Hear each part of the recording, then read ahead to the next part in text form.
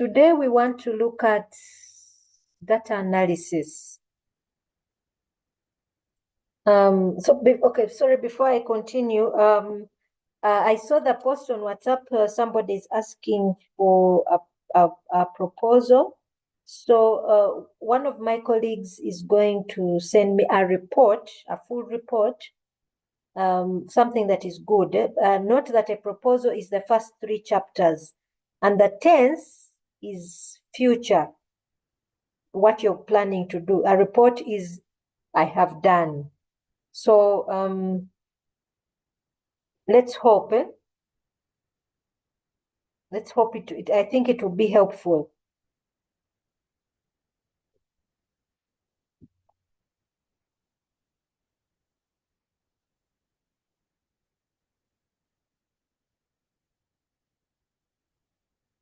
So can you see the screen? Yes, doctor. Okay, so we want to look at data analysis. Yesterday we looked at research design, both quantitative and qualitative. I realize I also have something on mixed methods, but I think I also have a pre-recorded lecture on that, so that I'll post that one as well once I get everything. So today we want to look at data analysis. So data analysis is basically done after field research. So you've collected your data, and now you want to make meaning out of it. So the 2 end spectrums, as usual, we have the quantitative approach and the qualitative approach. So as we know, quantitative data is numerical, it's measured. So we're looking at a statistical analysis, okay? We want to, and normally, like we've discussed throughout, we know quite a lot of data is collected in quantitative analysis because you are looking at a big population, so to speak. It's width in terms of depth, as opposite of depth to the opposite of the depth which comes in qualitative research. Here it's how wide you are. So it's quite a lot of data, and it must be converted into knowledge, okay? So we are all from an ICT background, an ICT background, so we know that different forms of knowledge, of data. You start with data, becomes information, and then knowledge. So you have all this statistical data which must be converted into something meaningful. Now, one of the things about statistical analysis, it comes with a lot of complex words, really big words. I think that's one of the reasons I'm not a big fan of statistical analysis or quantitative data, because of the big words that come with it. I will not use any of them. First of all, because I don't understand them at all. I remember one time when I was doing my PhD, and I was in the Netherlands, PhD candidates sit in an office, and they sit at the floor at which they sit is with their professors. So you have all these professors sitting on the same floor. So I remember these 2 professors talking outside my door, and they were using very big words, and I just kept saying, God, what did you bring me to? I couldn't understand anything they were saying. But it was basically statistical research. But however, it's not as complex as sometimes it is made out to be. The most important thing we must understand about research, sometimes people tend to use very big words, and they take the meaning and they forget the purpose of why we do research is to bring forward knowledge that is supposed to be helpful. Now, if you're using complex words, there's no point. If the rest of the population can't understand, then what's the purpose of that knowledge? What's the meaning behind it? And I remember specifically when I did my research, at first when I was really scared, like wondering, what have I let myself into? And until I got to the point when I realized that, you know what, something must make meaning to me, so that I also demonstrate it to others. And I think that was one of the things that really helped, because at the end of the day, when I presented my work, I think all 6 professors voted approve without reservation, simply because I kept things simple. I stuck to simplicity. And that's also what you should do, whether you're doing quantitative research or qualitative. Do not try to bring out complexity in the hope that, oh, I will simply pass. No, this knowledge must have meaning. It must be meaningful to you and to others. So simplicity, I think, is the way to go. So this is one of the things, let's avoid complexity, especially in data analysis. And let's look at bringing meaning at the end of it. So in quantitative research, data analysis is basically the numeric representation and manipulation of observation. We want to manipulate that data that it will bring meaning out of it. We are explaining a phenomena, what we have observed, but in numerical format. Okay, that's better. So, so what is the process of data analysis with quantitative research? Yesterday, Arthur gave us a good example of a good experience, and I think this will basically explain the editing part. You remember yesterday when he told us that how someone sent him a questionnaire, and basically most of the things he couldn't answer, and he even ended up not submitting. Now, many times people do submit when they've actually failed, they can't answer certain parts. So what happens?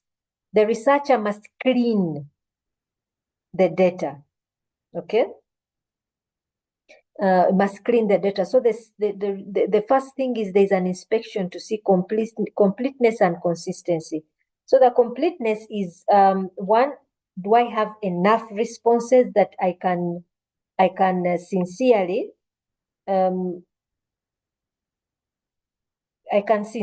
answer this question. I can sincerely analyze and present something meaningful. So as for quantitative research, it's about the number of respondents. The bigger the number, the better. Too small a number, you cannot generalize. You'll simply report but can't generalize your responses. So look, check for that. Then in terms of consistencies, like say you have a respondent who says they are not married, but in another question they says here as the person has been married for 10 to 3 years. So that kind of inconsistencies. Now, what happens when you don't have the right information? You eliminate a questionnaire that has, let's say, 10% or more of the responses are not there. You eliminate. So now already you can see that is what we call cleaning up of data.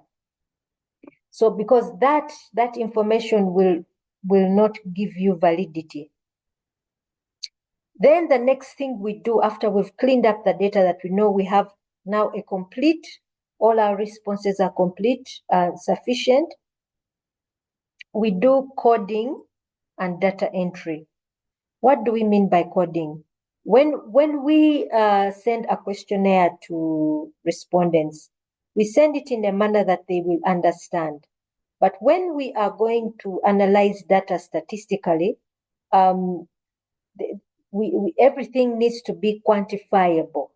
Okay, it needs to be quantifiable. So take an example. If you are asking your respondents to state their gender, are they male or female?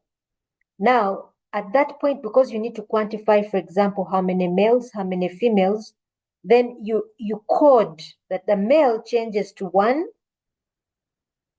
and female becomes 2. Okay? You may have certain responses, for example,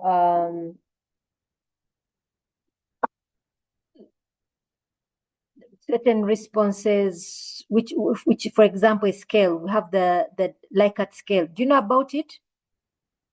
About the Likert scale?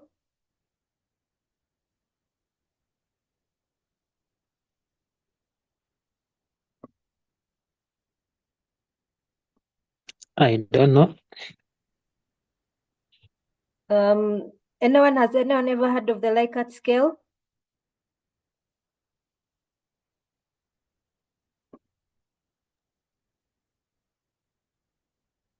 Has anyone ever heard of the Likert scale?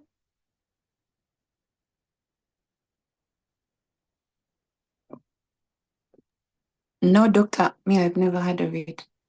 Okay. As in, okay. Have we ever responded to a questionnaire where there is a scale, maybe from 1 to 5, where 1 would be, let's say, asking something like, let me see how I can give you a live example.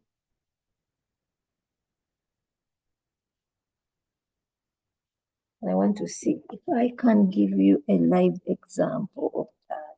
Give me a minute.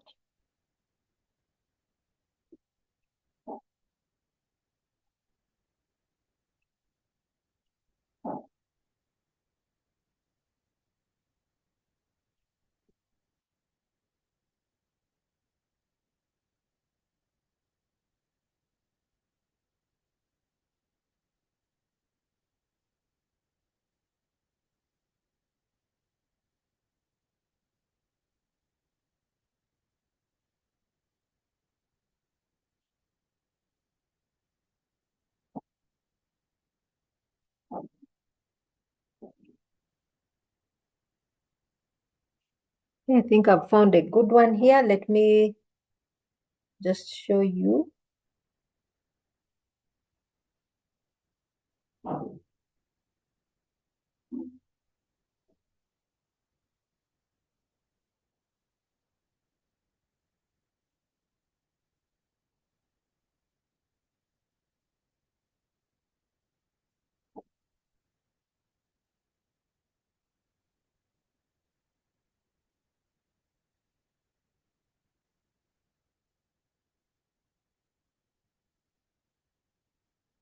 Okay, do you see this question here that is on the screen? How important is it to have a visible brand label on your footwear you purchase? And then someone is given options: very important, unimportant, neutral, important, very important. This is an example of a Likert scale. Imagine also, maybe you ask a user their perception of a particular an application. Let's say ease of use. How easy is it to find a future? And you put something like very easy, easy, neutral, not easy, extremely hard. Okay? Same thing like this.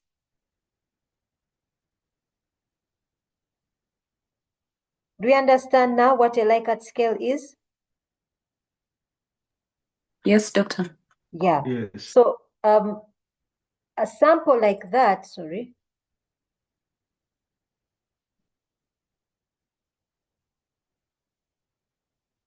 Now, a scale like that, once it is received, it also has to be now quantifiable. It should be measured. You should be able to measure the level of dislike for different respondents. So in that case, or you'd have quantified it. Let's say very important or something like very difficult. You'd quantify it, let's say, as 1, and so on and so forth. So that would be manageable. 2, there's also what we call data transformation. Okay, data transformation. Now, what do we mean by data transformation here, specifically with the Likert scale? So let us say you have asked you have asked a question on the ease of navigation, and you have the first one which says very difficult. Let's call it VD. Then the next one is difficult. Then the next one is the neutral, and then the next one is easy. Easy. Let me put it like that. Then very easy. Now, you might say easy and very easy should really be the same.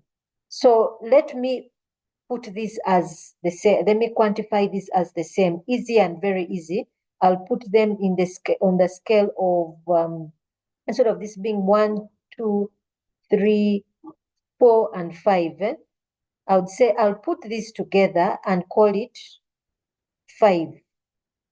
And then this, sorry, I'll call this 4. And then the difficult and very difficult, I'll put this together and call this 2 or 1. Then neutral, I can choose whether I should keep it there or not. For some people, they will say, does this really point to anything? Someone can decide to take it out completely or simply put it to, depending on if you feel it can be interpreted or not. You can decide to keep it or not keep it. But really, you might say, I would really want my users to state clearly if there is difficulty or there's no difficulty. So that is what we mean by data transformation. Okay, so depending on how you perceive as the researcher, that would this be something that can give a very specific, very precise answer to the question we are posing. So that is one. That's the first thing we do. Second thing is when we begin to analyze, we have remember quantitative data is deals with variables. So our variables could be univariant, meaning we want to look at one specific variable. And for example, we may have asked people their age or gender, and we simply want to do an analysis of that one variable, or income levels, just that one variable. So sometimes researchers first give a description of who the respondents were. They were of this age group, of this gender type, of this income level. That's one variable that we want to analyze. And we don't normally want to compare it with any other. But you may have a second level of analysis where you may want to analyze two variables. Okay, so maybe you want to relate gender to income levels, or gender to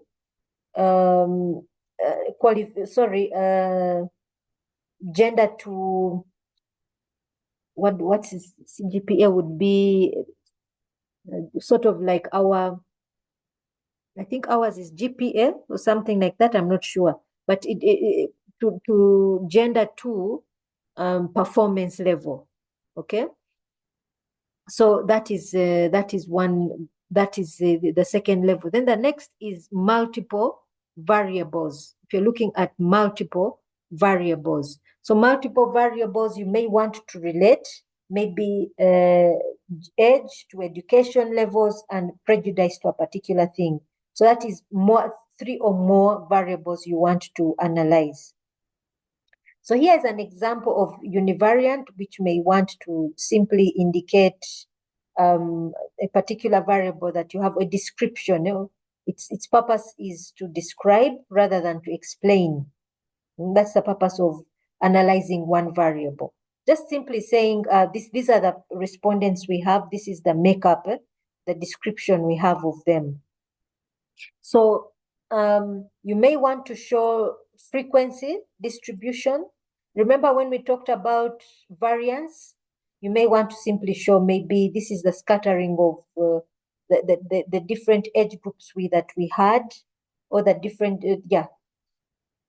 age groups would be sufficient, or income levels. This is the distribution levels. So it shows you the independent variable, and that this basically demonstrates the systematic variance that you may have, that maybe in the age groups, the different age groups, it will have maybe a more precise demonstration of maybe how age group affects, say, for example, access to a device, or something like that. It will give a more precise demonstration. So here, this is the purpose of the distribution, the purpose of having that univariant, to show the output later on how systematic variance gave a precise indication of how it affects the dependent variable. So here is another example of a univariant, which is specifically talking, let's say, talking about religion. If religion has a certain effect on a dependent variable, so it shows maybe how many are Protestant, how many are Catholic, and so on and so forth, and percentages. So it's simply showing distribution of independent variable. So here is how we would demonstrate. For example, here on the tabular, on a table, this is how we would represent this univariant or one variable and its percentages, and this is how we demonstrate it using a pie chart. Again, it demonstrates the distribution in terms of the independent variable, as we discussed yesterday. So most of the time, the tendency with the univariant is to demonstrate things like the mean, the mode, the medium. That is where we would begin to manipulate, but that's as far as we would go. So here is an example of how we would, let's say, provide the sum. Here, this one is demonstrating age, GPA, gender, and so on and so forth. And you see the manipulations would have on these is the sum, the mean, and so on and so forth.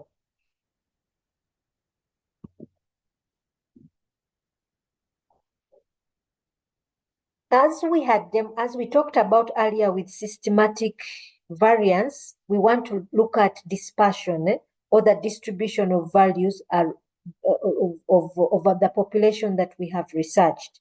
So the purpose of the univariant is to show the dispersion, or the variance in terms of our respondents. So take an example of religion. If you have a certain population and then you show that these are the different religions that we interviewed, and truly they represent, first of all, they should be representative of the general population. That this is in the general population, this is the percentage of Protestants, this is the percentage of Catholics, percentage of Muslims, and it's representative of that. That is one. Two, that distribution of that independent variable,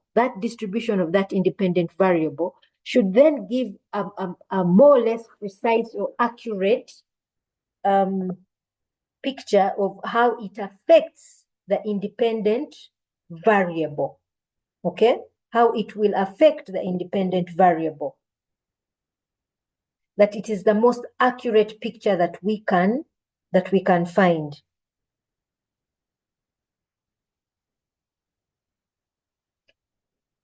We have in the unilateral variables, let me first move some of these. To move this so that we have in the univariance, we have what we call continuous and discrete variable. So the continuous is a variable that is going to have an infinite value. It is continuous. For example, in terms of age is something that is incremental. Then income as well. Income is also incremental. Now, although someone can argue in terms of age, there's a certain age where we don't go beyond, but still it is incremental in nature. So sometimes what we do with this value is that we, especially with age, with income and age, we create scales. For example, we say in which age group do you fall? And we put maybe 25 to 35, 45, like, and so on and so, 45 to 55 and something like that, because it is quite large. It is incremental in nature. So also the same thing with income levels. Then when we have the what we call discrete variables, are those variables where it's quite specific, that you can either have, it's either this or the other. So for example, in gender, you're either male or female.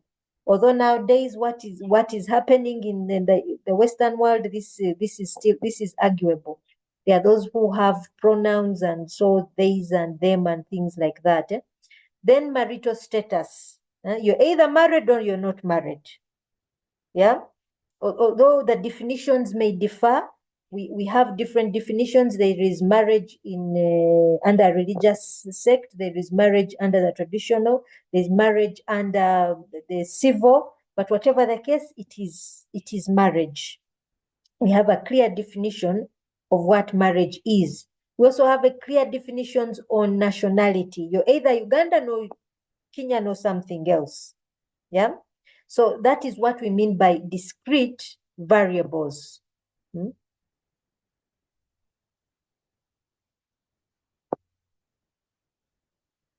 Now we come to the bivariant. Do we have any question on univariant before we go further?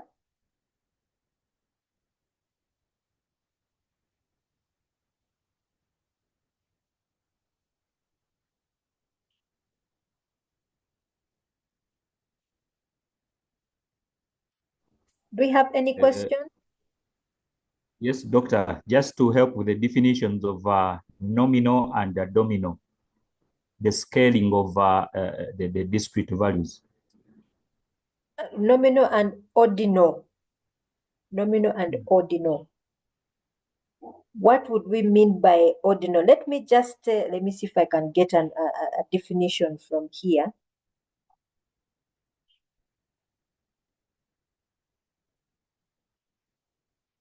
Let me see. Ordinal.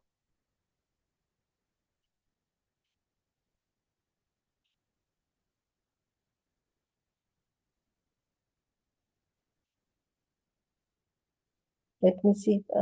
Hold on a second. Give me a minute. Let me just demonstrate this again. Sorry. Give me a minute.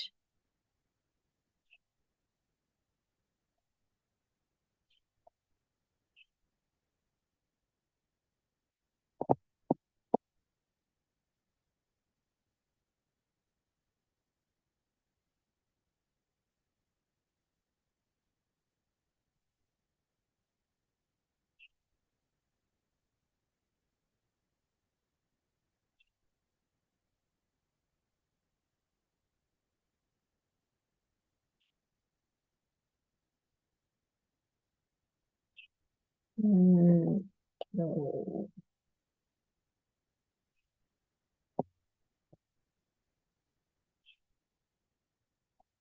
Something here with examples.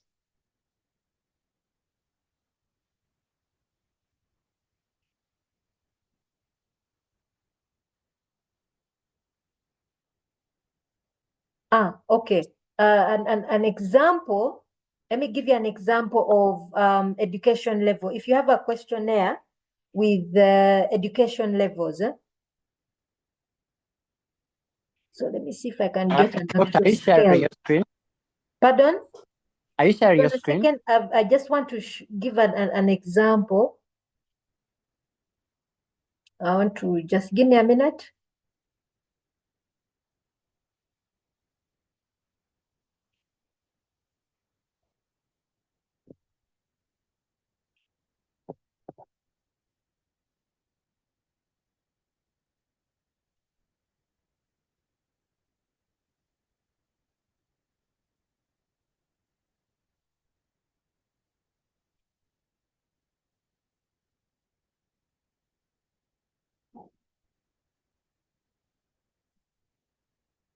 Okay. I think here the ordinal scale would be better.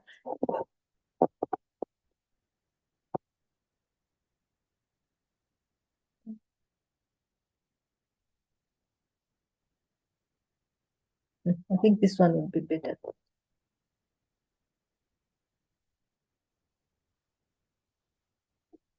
Give me a minute. Let me just open it up.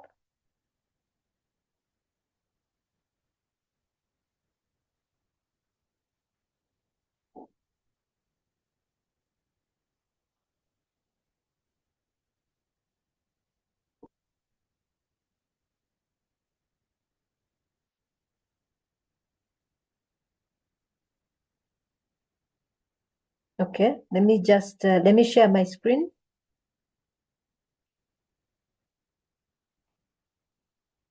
Okay, here is there are samples that if can you see the screen now?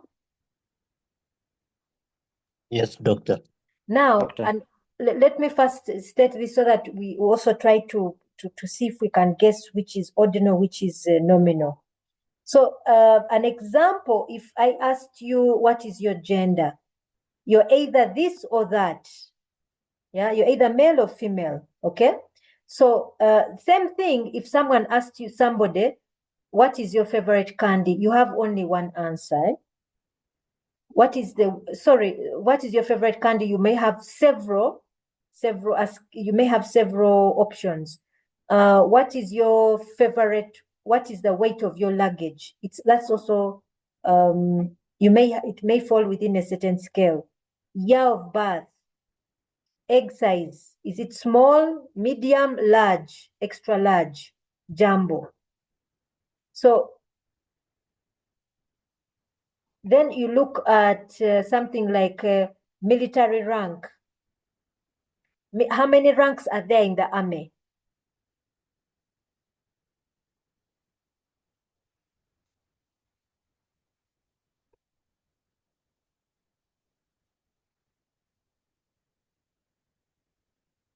How many ranks are there in the army?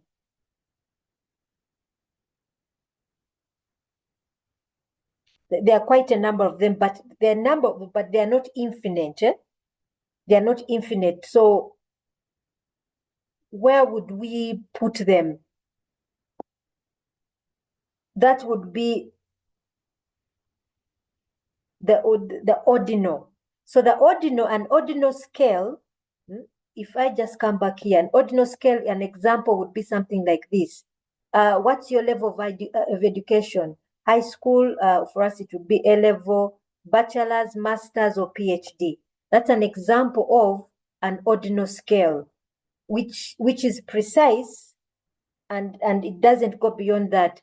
Income levels, whether you're in low income, middle income, or high income. That's an example of an ordinal scale.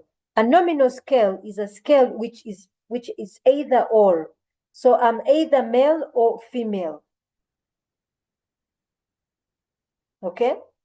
I'm either male or female. I'm either married or single. Not so.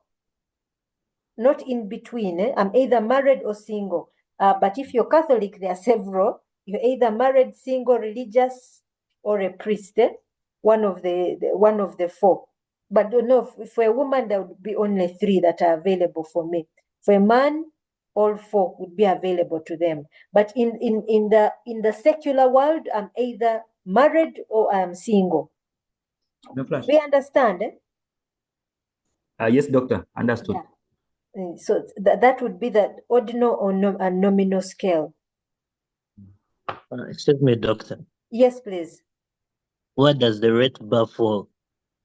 A rate bar, the one that has usually stars that asks you to rate something. To rate. That would be a Likert scale.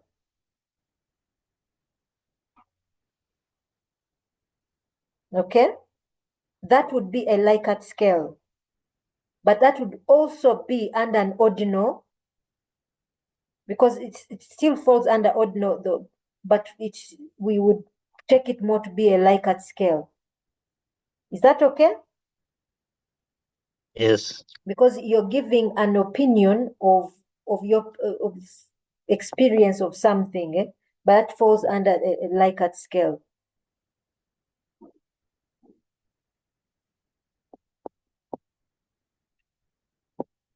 Now we come to subgroup comparison, or where we are analyzing two or more variables, trying to make meaning into two or more variables. And here we have an example. We have age groups. Let me see if I can get. We have age groups which were asked if this is marijuana, this is weed. It's equivalent of weed. If weed should be legalized, this was a research done in 2004. Okay, so they asked people in different age groups. So you notice how this researcher grouped the ages, because this is a continuous variable. Okay, so rather than asking each person to state their age, they simply grouped the ages, and then picked their responses based on their age groups. So those under 21, 27% said it should be legalized. But funny enough, those under 21 said 73% said no, it should not be legalized. Those between 21 to 24, 40% said it should be legalized. And now we can imagine these, amongst these, there are probably heavy users of weed in this section. And you can imagine the response. If you put the same research here in Uganda, what that response would look like. And then 60% said no, it should not be legalized. 36 and above, also it was very close, then almost in the same category. They were the highest percentage. And then those who were 55 and above, 24% were in agreement of legalizing. So you can see the very young and the very old, they have similar percentages in response. Okay, they have similar percentage in response. But however, we can also see a very small number of those under 21 actually participated in the research. So the question is, if this number was increased, would we see a difference in percentages here?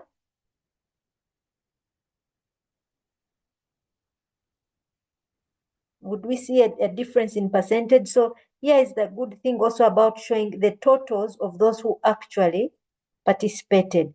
But then again, also the question is, those under 21, how many of those under 21 can actually participate? Because if we're saying under 21, we're going all the way up to, let's say, the 10-year-olds and so on and so forth. The 10-year-olds, 15-year-olds, the 15-year-olds, 16-year-olds, how many of them could actually participate?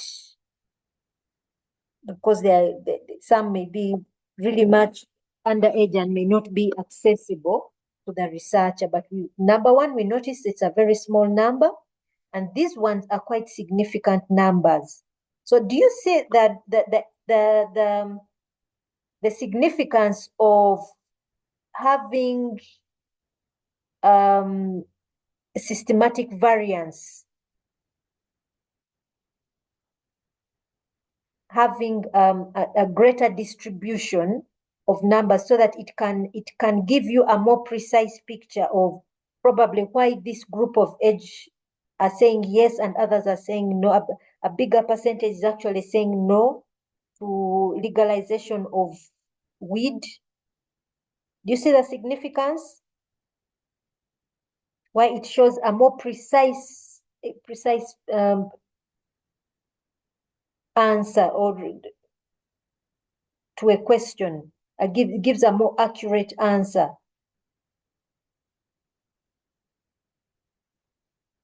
Excuse me, doctor. Yes, please. So what follows after carrying out this and getting these values? What next? What next? Now, let us say you are the researcher and you were trying to get this question. Let's assume what his research question was. Let's assume he or she, or maybe or the group of researchers, why would they be carrying out this research and why demonstrate this statistical values? Why demonstrate this?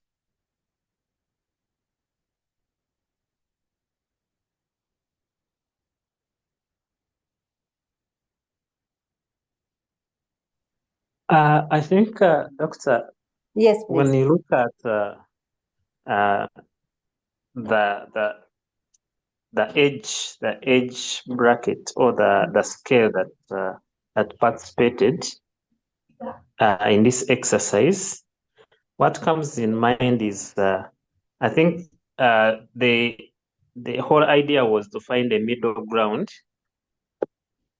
to ensure that at least if you're to legalize the consumption of weed, you do it from the informed point of view, catering all the different age groups. Yeah. So these figures would give you a holistic picture on whether this should be legalized or not. Okay. There is a question of being legalized. Well, if something was going to be legalized, do you think opinions of people should be sought? Yes. Should it be opinions? So take an example. If they said, should we legalize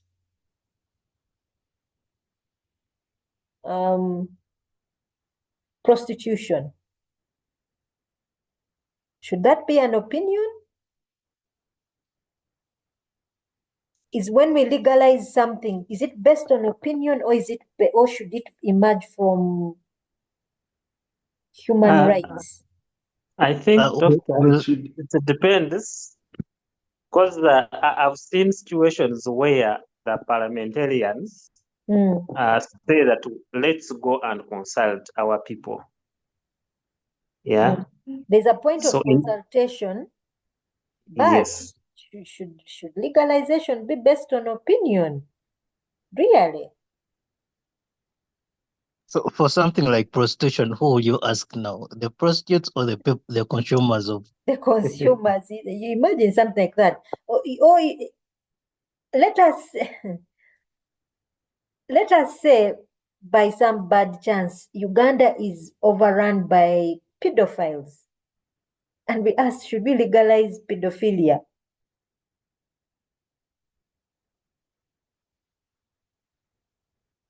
Let me even go further. I think I'm going to take this class in ethics, and this is an example of something that was legalized in Europe, specifically in Netherlands. Have you heard of euthanasia? Yes. Yeah, Yes. euthanasia has been legalized in some countries. So we know what it is. We all know what it is. Yes. Yeah, it's in quotes, it's referred to, I say in quotes, it's referred to as mercy killing, where somebody says, I don't think I have the quality of life that I should have, so end my life. So that has been legalized in Europe. And this year, I think it was this year or last, it was this year. There was a woman in the Netherlands, 29 years old. She did not have any terminal illness, but she suffered from depression and anxiety, and she requested to have her life ended, and it was ended. Excuse me, doctor. Does that still count as suicide? That's why they call it mercy killing. They don't want to call it suicide. So that's where I think for me, in my opinion, laws should not be brought about in terms of opinion. It should be based on human rights. On first of all, on natural law. On natural law, that's where human rights come from. To me, now, for me, this research, I don't think it was based on, it was about legalizing. I think it was to get the perception of the population on legalizing of weed. And it was probably, in my opinion, the researcher was trying to understand the perception of the population in terms of the age groups.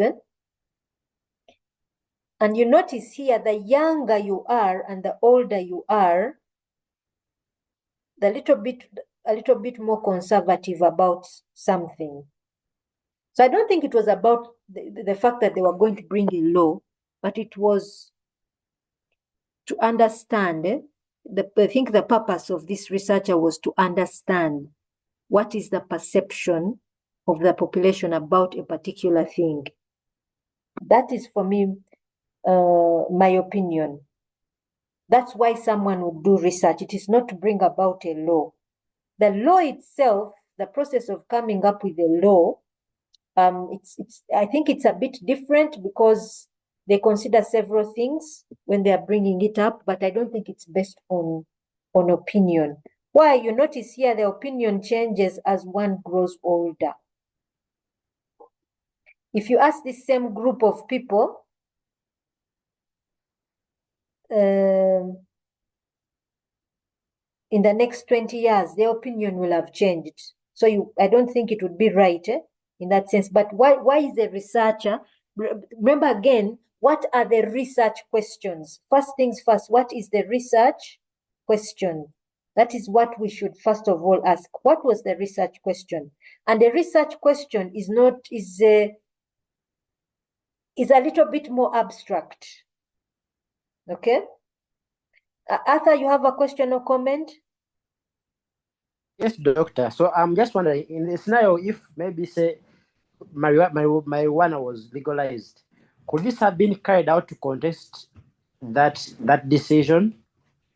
I don't think a research can be done to contest. Remember again, why do we do research? Where do we start from? Why do we do research? Are we contesting something? No. Yes, Teresa. Doctor. Okay, I wanted to contribute towards the reason as to why research may be carried out. It's to solve a problem, a research problem. Exactly, a research problem. There's a gap somewhere that is unknown. David, you have also a comment? Yeah, I wanted to ask, for example, laboratory research. Yes. A certain researcher publishes their findings, and then other researchers come and carry out other experiments. Then they find the opposite kind of result. Would that be a contest? Yes, for sure, that would be a contest in research knowledge, but not in the legal terms.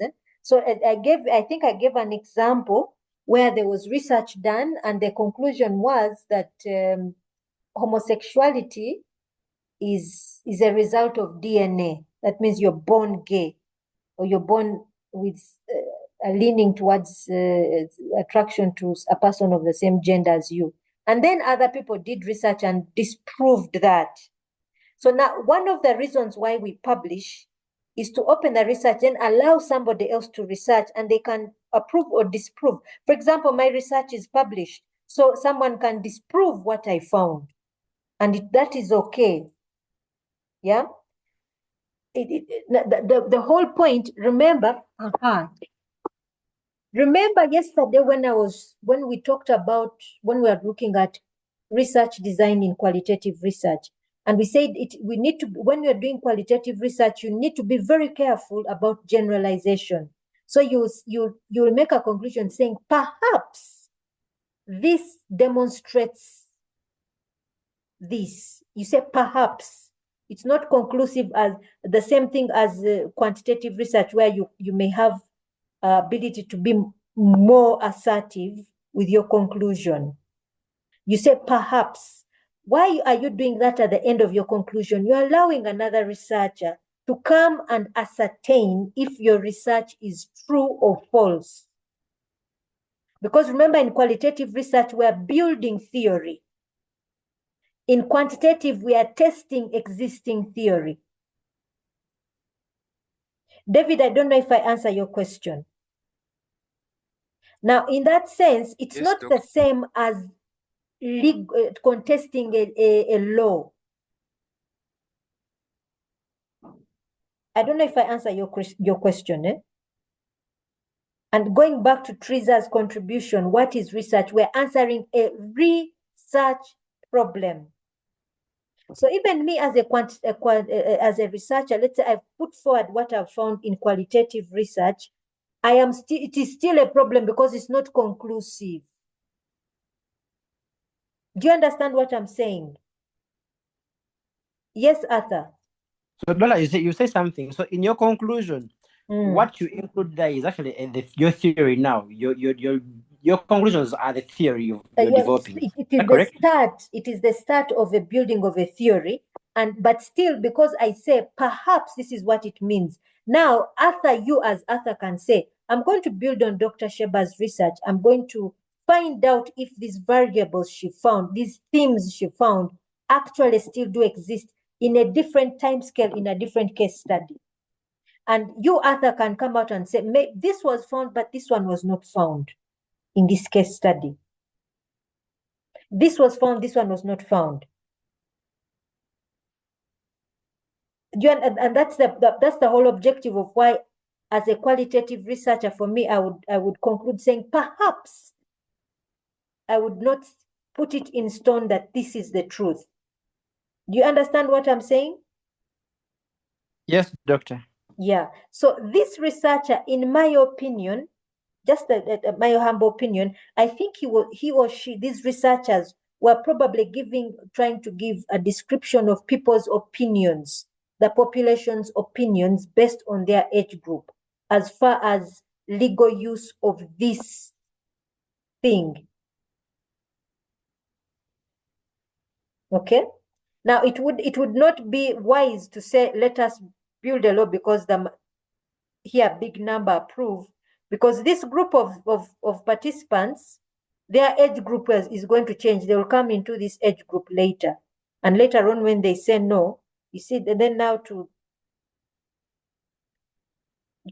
conclude, and probably the same research group can decide to approach the same participants maybe 20 years later and see if opinions have shifted.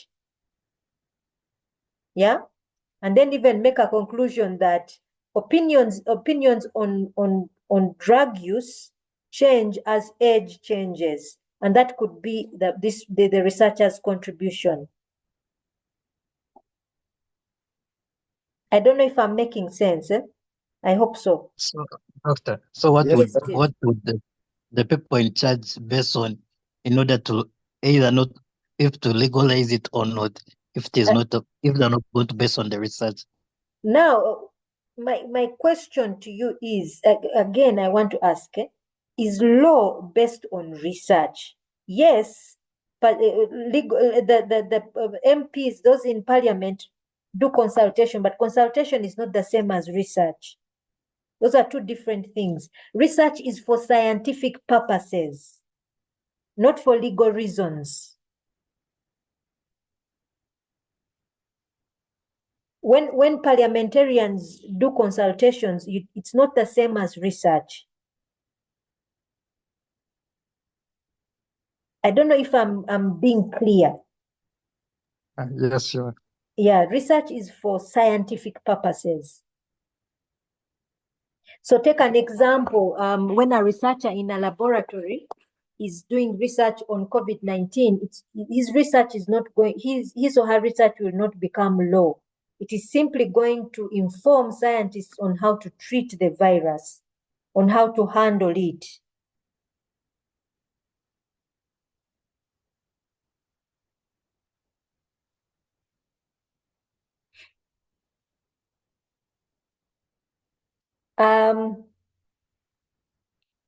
We have what we call the collapsing response categories. And this one, I would equate it to what I had actually showed you before on the Likert scale, where we say, okay, can we combine these two so that we have a more accurate picture? So remember on the Likert, I talked about the Likert scale, where you have something like very, very difficult, and then very easy and easy. Now on the scale, you allowed the users the participants to select either one, but in how you handle them, you may decide to combine, because these are one and the same. Something, whether difficult or very difficult, is still saying the same thing. It is difficult, okay? So you decide to say, let me, the extreme category, let me combine it with the middle ground, so that I can have a more precise thing that, yeah, this thing is actually difficult. This number of people actually found it either very difficult or difficult to use. So in that case, if it's the largest number, then something needs to be done. Or rather that it may either discarded, or something new is happening, is created. So this is what we refer to as the collapsing response category, where you decide to combine the two to have an appropriate range of variables. Okay? Is that okay? Is that one understood? Yes, Doctor. Yes, Doctor.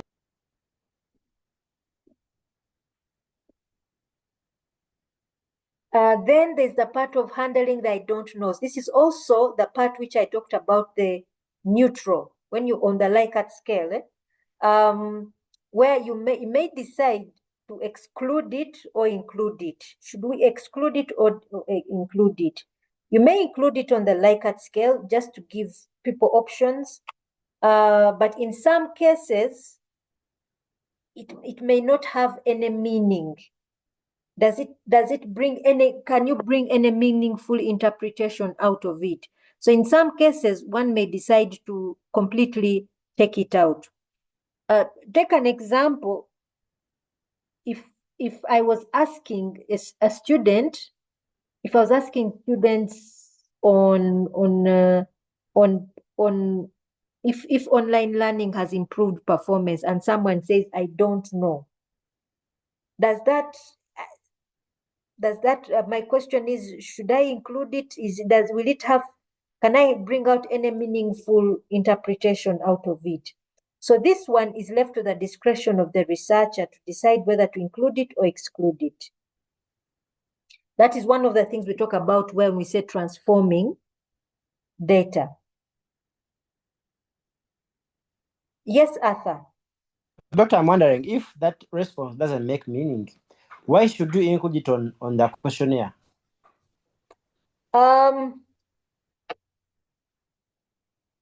Sometimes in our questionnaires, we may not, you may include it on the questionnaire initially thinking that it may bring something out, but later on realize it doesn't actually bring something out.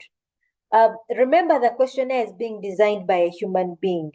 Just like the way you would design a system and thinking a certain feature is important, but then later on realize it's not important. So in the initial stages, even in the test stages, it may not come out as necessary or unnecessary, but later on, as you do analysis, that's when you may find out it's actually not necessary. So what you're saying is that it's also okay not to include it from the very beginning, but it does no harm if you do. Yes, please. Okay, thank you, Doctor. Welcome. So in bivariant research, so the subgroup comparison involves two variables. This is when we would actually use the two variables. So these ones, the analysis is done simultaneously, and it definitely denotes or indicates that there's a kind of relationship between the two variables. And the researcher is trying to find out if there is an effect, if there's actually an effect. And largely it's used for descriptive purposes. Yeah, it's used for descriptive purposes. So you realize the other research on weed use, on legalizing weed use, the researcher was simply doing it for descriptive purposes, not for purposes of informing Parliament on whether something should be legalized or not. I'm sure if you asked the young, the under 21s, if we should reduce number of days at school, majority would say yes. Yeah, if we carried out a research. Now, should that inform that Parliament or government to reduce number of schools? No, but it's probably that would be descriptive of opinions, what pupils feel or students feel about going to school.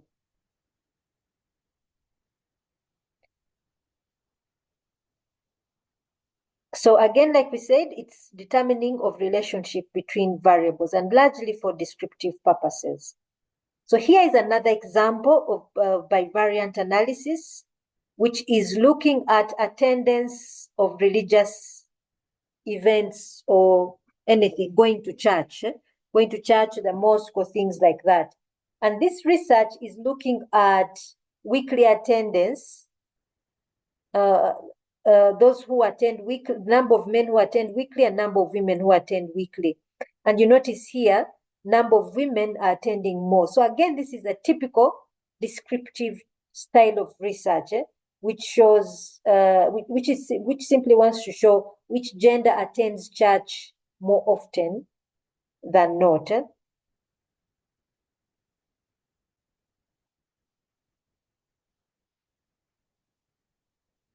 Here, we see that, and when this research was done by Charles, I think, Glocks, he comes out with hypothesis based on this research that women are still treated as second-class citizens. That's why they attend church more. He's just developing a hypothesis or theory, or adding to theory based on this research. Then he says, people denied status gratification in the secular society may turn to religion. Hence, women should be more religious than men. That is the conclusion he is making based on this research. Okay? So the same thing can be done for the other research of weed, where one can say the younger generation would are more supportive of legalizing weed, probably because they are the big consumers. Then the person can conclude that the youth are bigger consumers of illegal drugs, are bigger consumers than the very young or the elderly. Someone can come up with that kind of hypothesis, which can be tested even further. Do we have any questions so far?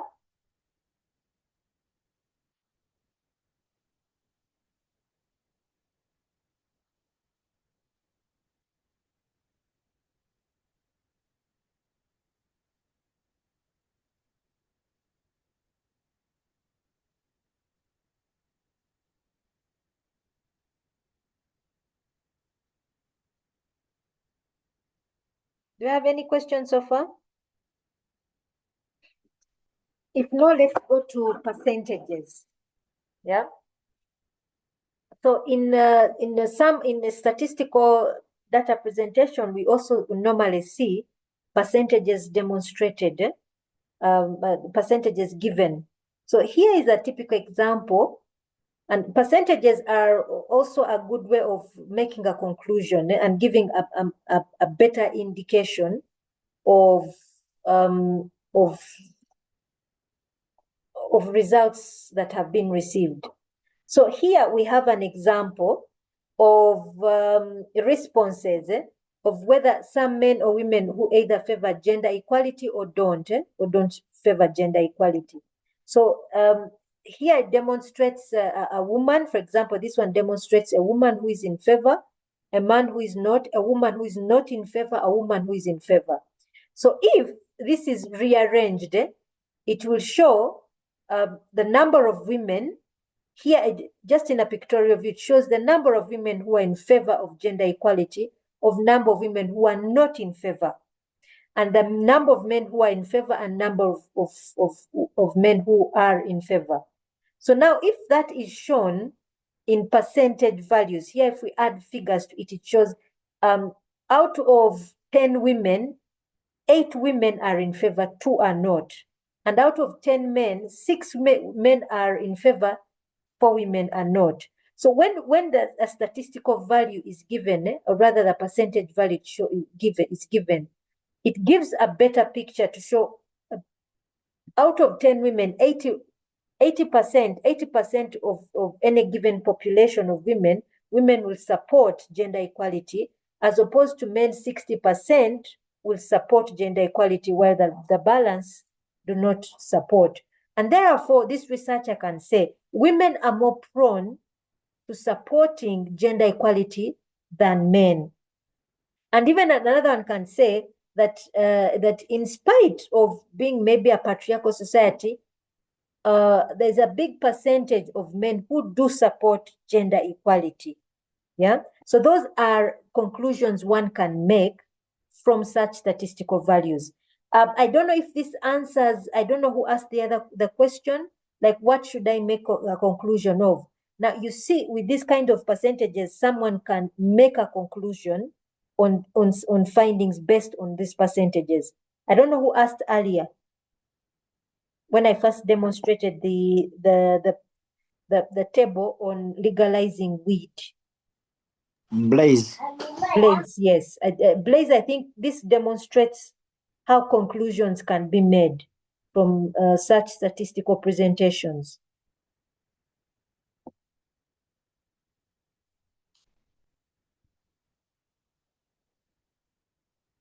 Blaze, are you there? I hope this one makes sense.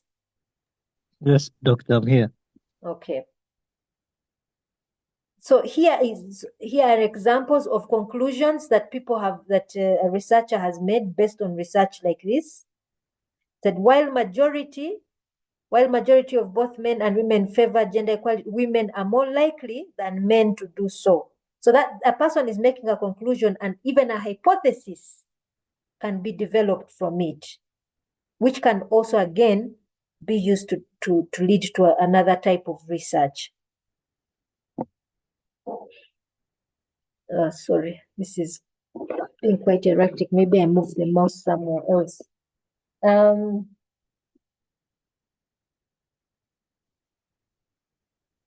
Constructing and reading bivariant tables. So I think the steps we have been involved in show you how you can come up with conclusions from bivariant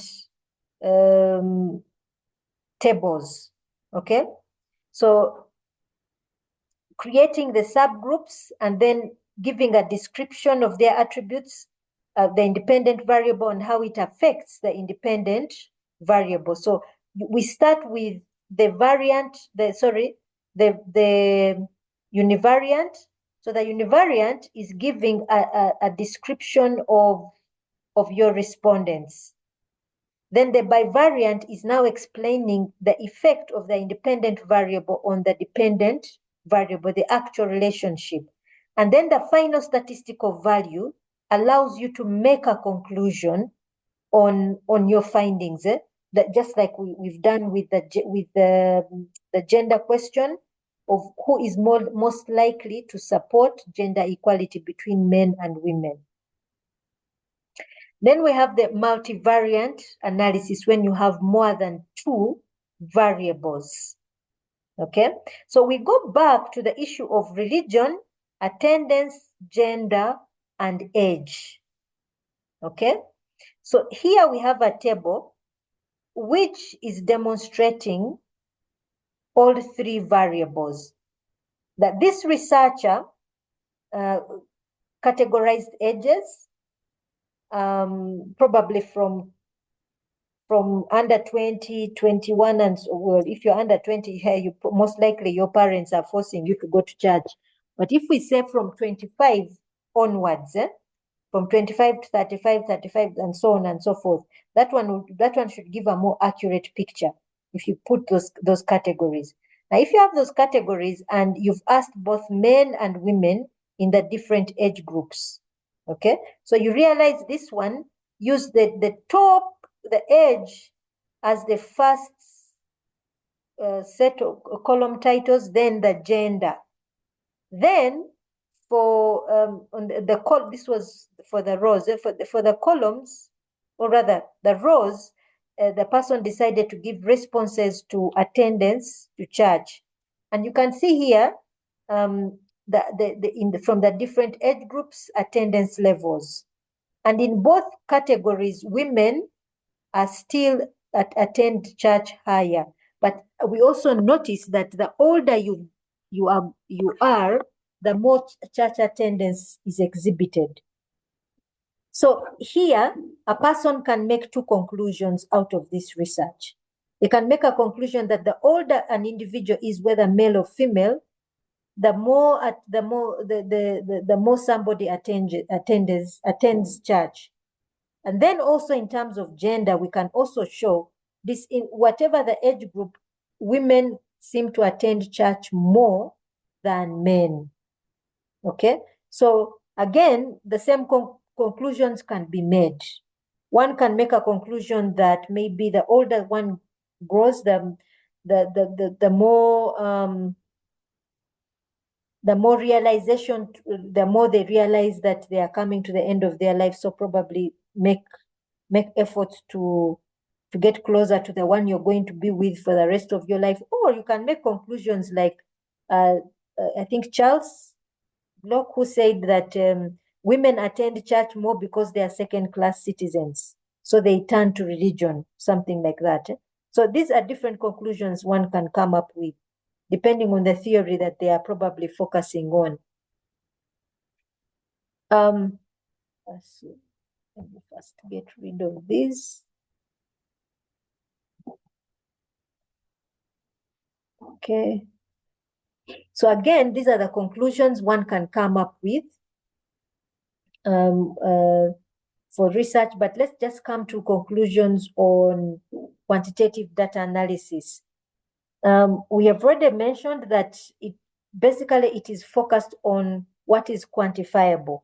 That is 1. 2, its intention is to explain what is observed, explanatory research, but we also saw that the statistical parts can be used for description as well. Finding can be generalized to a larger population. Yeah.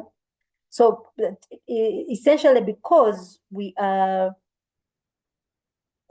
focusing on something quantifiable on for large groups of people, it is much easier to generalize with quantitative research than it is with qualitative research. But also because the sampling is normally can be generalized. The sampling process can be related, can help us to pick up a population that is related to the larger population. That is one of the significant things about quantitative research. So then the discoveries that are made are more likely to be genuine reflections of the general behavior of what is generally accepted with the other parts of the population.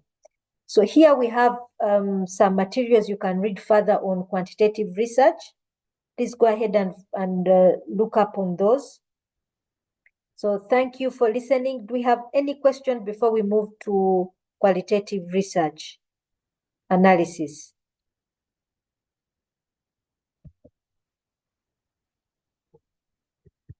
Do we have any question?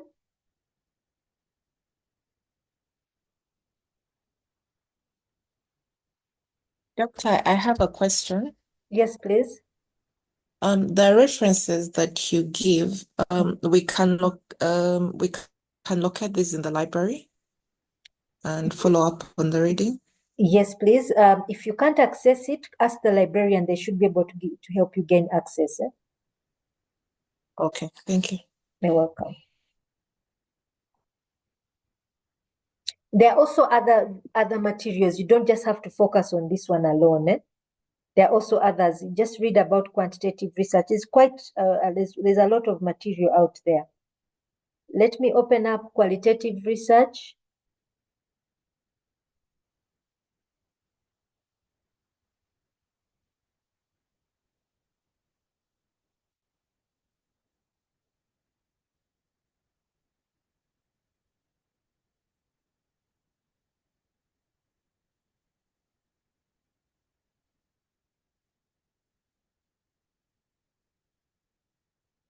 Okay, so I hope the screen is visible.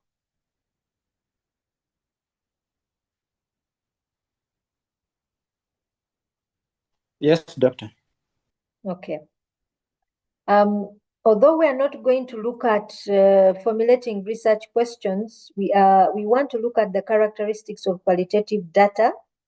We have looked at how to formulate qualitative research questions, but now we want to look at analysis. Yeah, sorry, give me a second. I may have picked the wrong slide. Sorry. I think I got the wrong slides. Just give me a minute.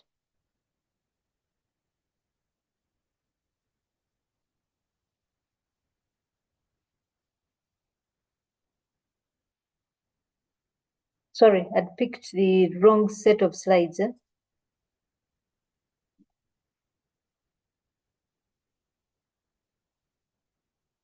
Okay, so I hope this is visible now. Yes, doctor.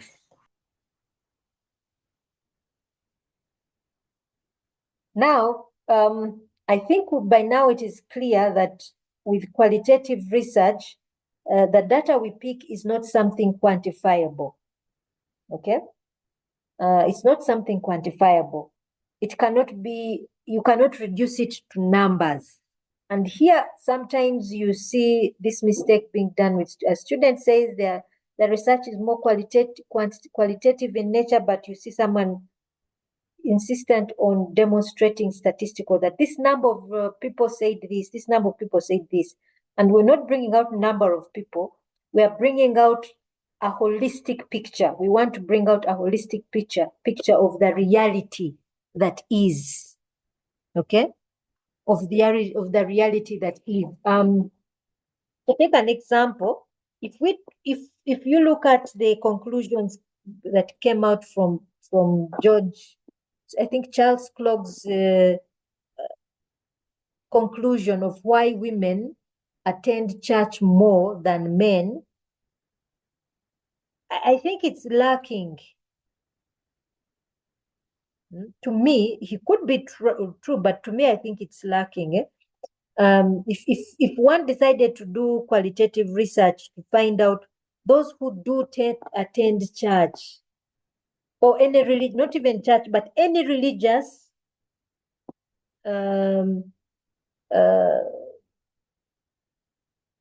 what do we call it? Any religious event, anything that is, I go to church more, I go to the mosque more, I go to the temple more than ordinary. Why even someone does it at all? The reasons behind it, I doubt anyone can say I do it because I feel I'm a second-class citizen. Or sometimes you hear people say, people in Africa go to church more because they are poor. There is that mindset that because we are poor, therefore we go to church to beg God to give us more of what we lack materially.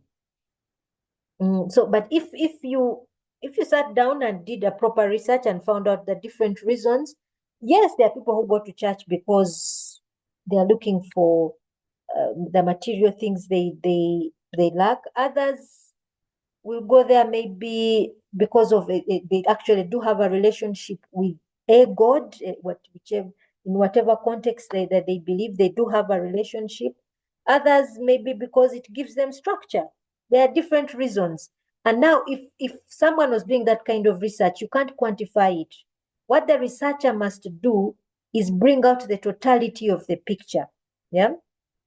That is the person to bring out the concepts, the opinions, and the values. So if we're bringing out all the opinions and values, we're painting a picture, we're bringing a greater understanding.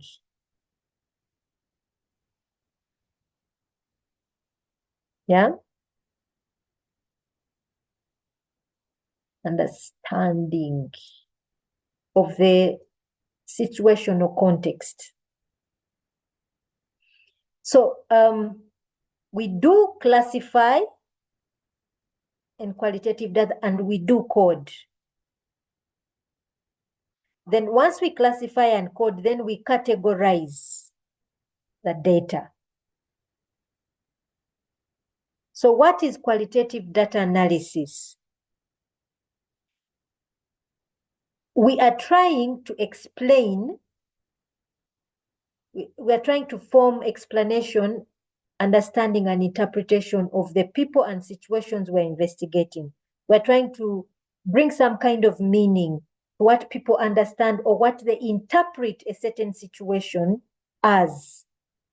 So, for example, a qualitative researcher would ask a churchgoer or someone who goes to the mosque or someone who goes to a temple their interpretation of what going to that event means.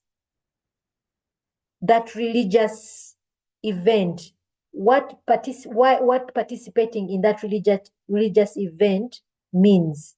What does it mean, let's say, for a Muslim to fast? What does it mean for a Pentecostal to have overnight prayer? What does it mean for a Catholic to pray the rosary? What is the interpretation? What is the understanding behind it? Yeah. So this is why the person is asking these questions. This is the purpose of the qualitative researcher. And now, when they get that understanding, they begin. The researcher will pull out different themes. From it, maybe some it will be for consolation. They are seeking consolation, and others maybe a theme of understanding the divine. Others, it is an act of love. Others, it is others, it may be for structure. All these different themes will come out, and in how people are interpreting these different events that they are carrying, the religious events that they are carrying out. So the process begins with breaking down the data into smaller units. Okay? Breaking down the data into smaller units, into something much more manageable. Now, I don't know. First, give me a minute. I want to find out if I have some transcribed data, which I can show you. Give me just a minute. I check. If I don't, just to give you a demonstration of how data can be broken down.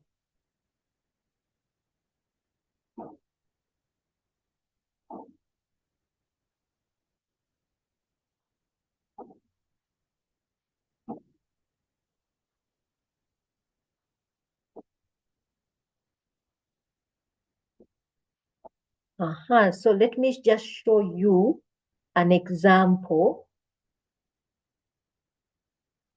So this, I carried out several interviews. Let me see if I have any other. So what did I start with? One, I have recordings here. You see, all these are recordings of interviews, focus group discussions. So these were interviews I did and for HSMS presentation in Nkozi Hospital. These are all the different recordings. So I classified them here. I collected them here. After collecting them, I transcribed them. So in transcription, what did I do? Let me just show you an example of a transcription.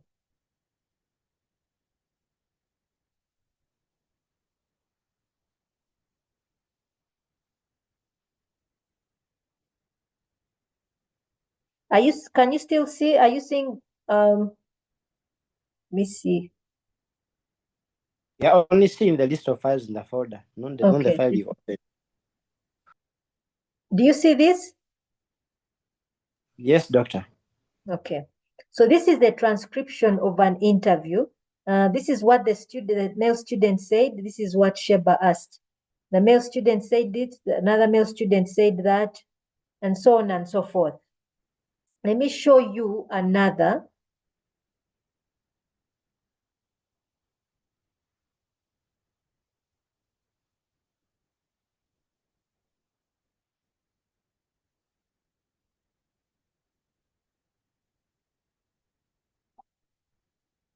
So this is another one. I think it was at Nkosi Hospital, and I put the date. I asked the question. This is the nurse's response. You see her response is quite detailed. And all of this I type out. This is another question Sheba asked. This is what the nurse answered. Sheba asked another question. So all these I recorded. Okay. Now, as you're recording, as you're carrying out the interview, this is what you do. As you're in the field, this is what you do. You have a diary or a book where you simply write notes, and certain things will begin to come out.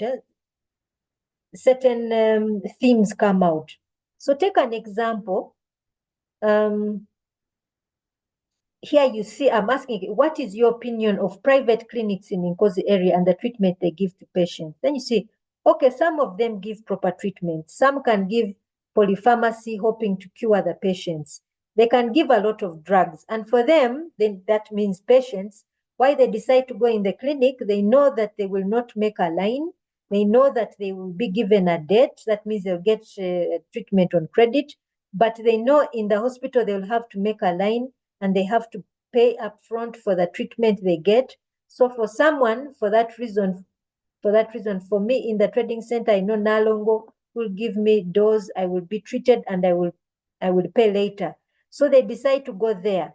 If they see that their children are dying, then they run to the hospital. Now, two themes are emerging here: preference for private health care, as opposed to the system, the proper healthcare that is available, that is recommended, going to a public, either a public health facility or private not-for-profit. There's a preference for these private, which are not necessarily the best. They will not check your blood. They will not check you if you actually do have malaria, but because the person will treat me immediately. So already a theme is coming out. Then there's someone, the person said, for example, for maternity patients, you might see when you do a maternal audit, you might see that there are many mothers who die from here.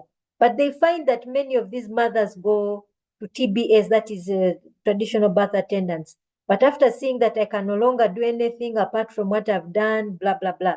So you already, certain things are coming out. Now, I'll show you another interview. Let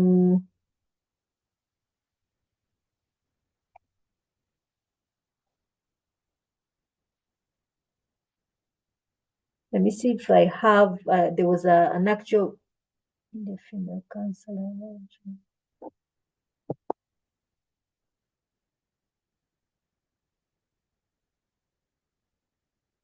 There was another one, I think, where I interviewed a lady.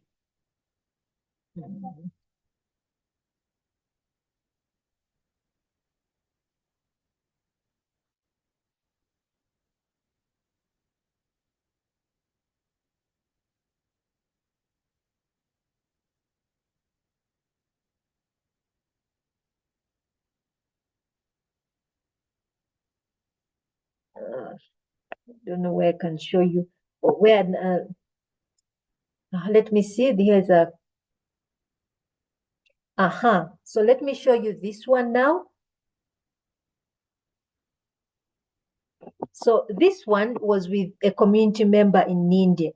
where someone says, you know, sometimes a child might fall sick in the night. They helped us and they brought medicine near us in the village. But however, we're asking for children from, here she's talking about the inadequate health care that one feels they are receiving from a health facility.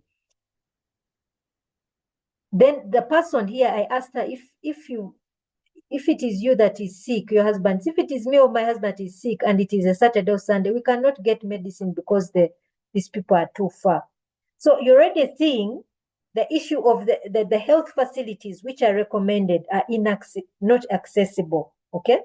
Now already the other health worker in Nkozi talked about the long lines, meaning health access, the community members feel these health facilities give inaccessible health care as opposed to the private clinic. And already this woman is also saying these health facilities are not open on Saturday or Sunday. So now what does that mean? I can go to a private health facility, okay? So already these are themes that are coming out. Now, what do I do as Sheba?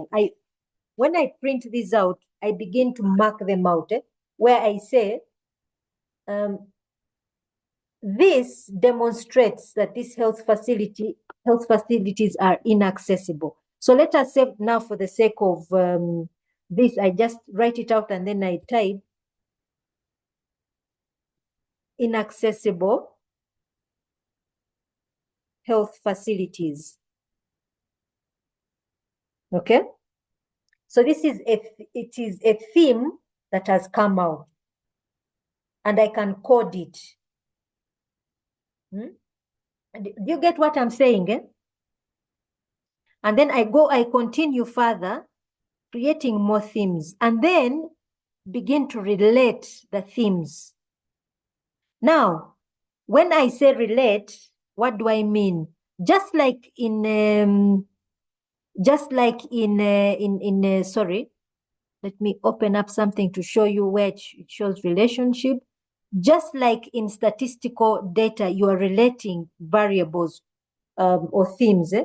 Also in qualitative research, you do the same thing where you relate. Now I'm going to show you an example where I related these themes, the themes and categories.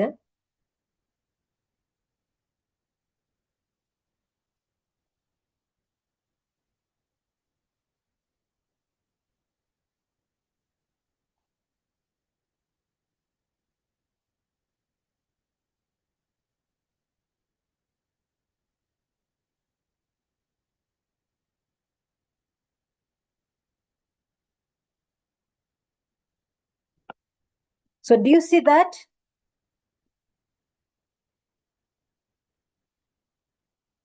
Yes, doctor.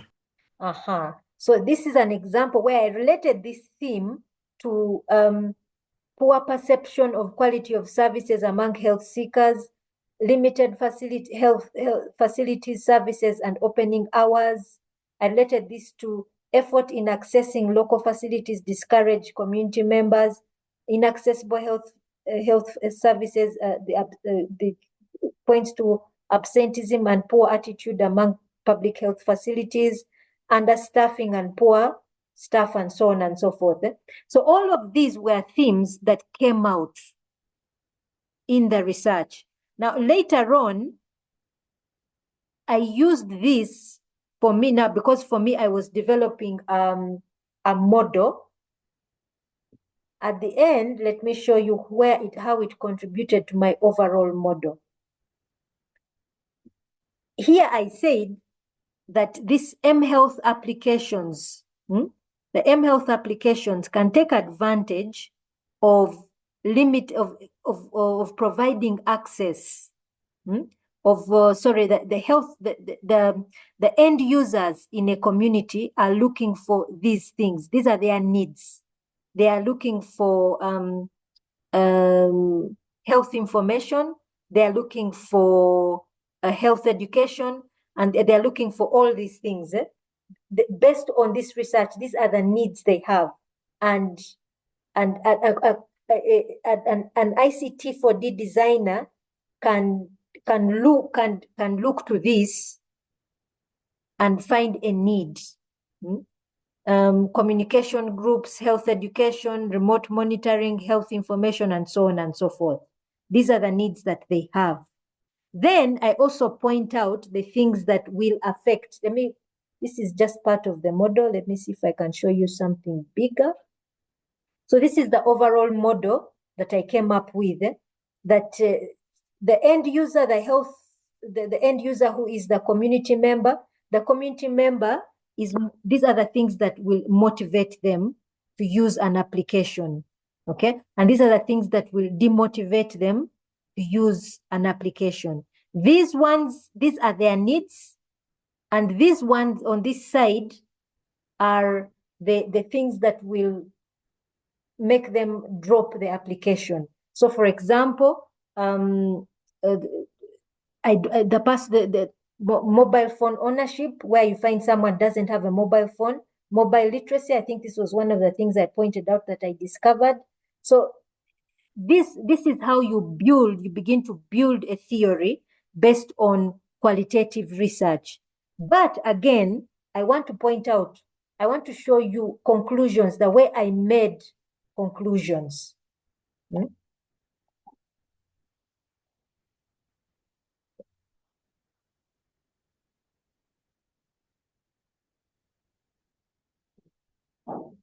Let me see where I made conclusions. Sorry.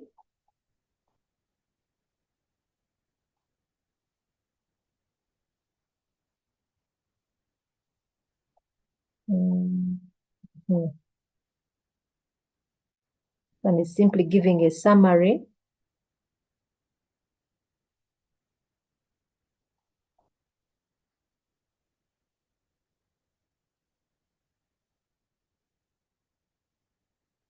I want to give the conclusions. Where are they?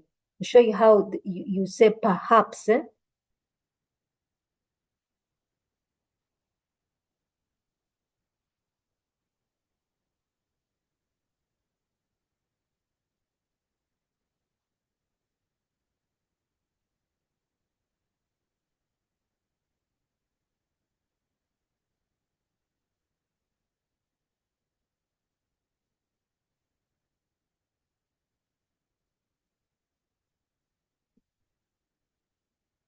Where did these are recommendations?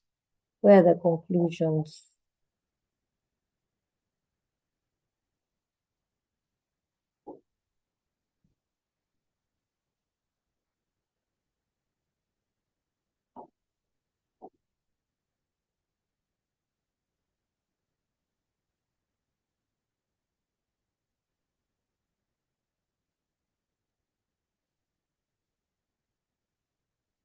Research contribution. No, this was the gap which it filled. Let me go to the limitations of the research. Now, here in limitations of the research, I point out where the research was lacking and where somebody else can pick up from. One, I talk about the theoretical framework, yeah, and so that while the framework was designed for analysis, it was not meant to analyze livelihood structures. However, it was for structures that we selected the partners. The framework used the assets as a point of reference. However, there's no structure to describe and you evaluate the partners. So I'm already showing you that the theoretical framework where it was lacking, and that somebody else could look at how do we evaluate the structure partners. The research method. This one adopted a qualitative approach. Considering this was an exploratory research of the topic, it is relatively unknown to ICT4D designers. To ensure internal validity, the research adopted 3 strategies, and it talks about what they were. However, the limitations of the framework analysis in value, and so then we go further. In addition, there is need for the research using organizational methodology to describe partners as institutions and organizations in developing context. So already, this research is pointing out the limitations the research has, because it is highly qualitative and it focused more on the rural, but it did not focus on the organizational. You have structural partners like the Ministry of Health, you have the donors, from which the ICT4D designers come from. How can they be evaluated in terms of sustainability? So already this research is pointing out areas that are lacking. Then it also shows you that we used a single case. Yeah. So the fact that we used a single case within a specific period of time, we are suggesting that another research using multiple case study would add more, give more validity to the variables.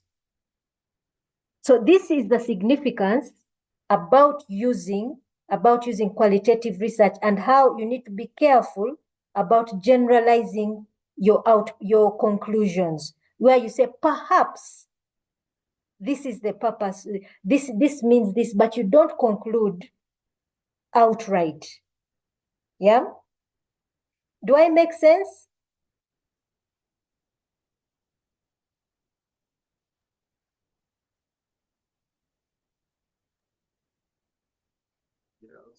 Is this making sense? Or it's even Yes, confusing doctor. you further? Yes, doctor. It is, okay. Hopefully it is. Okay, let's get back to Yes. our slides.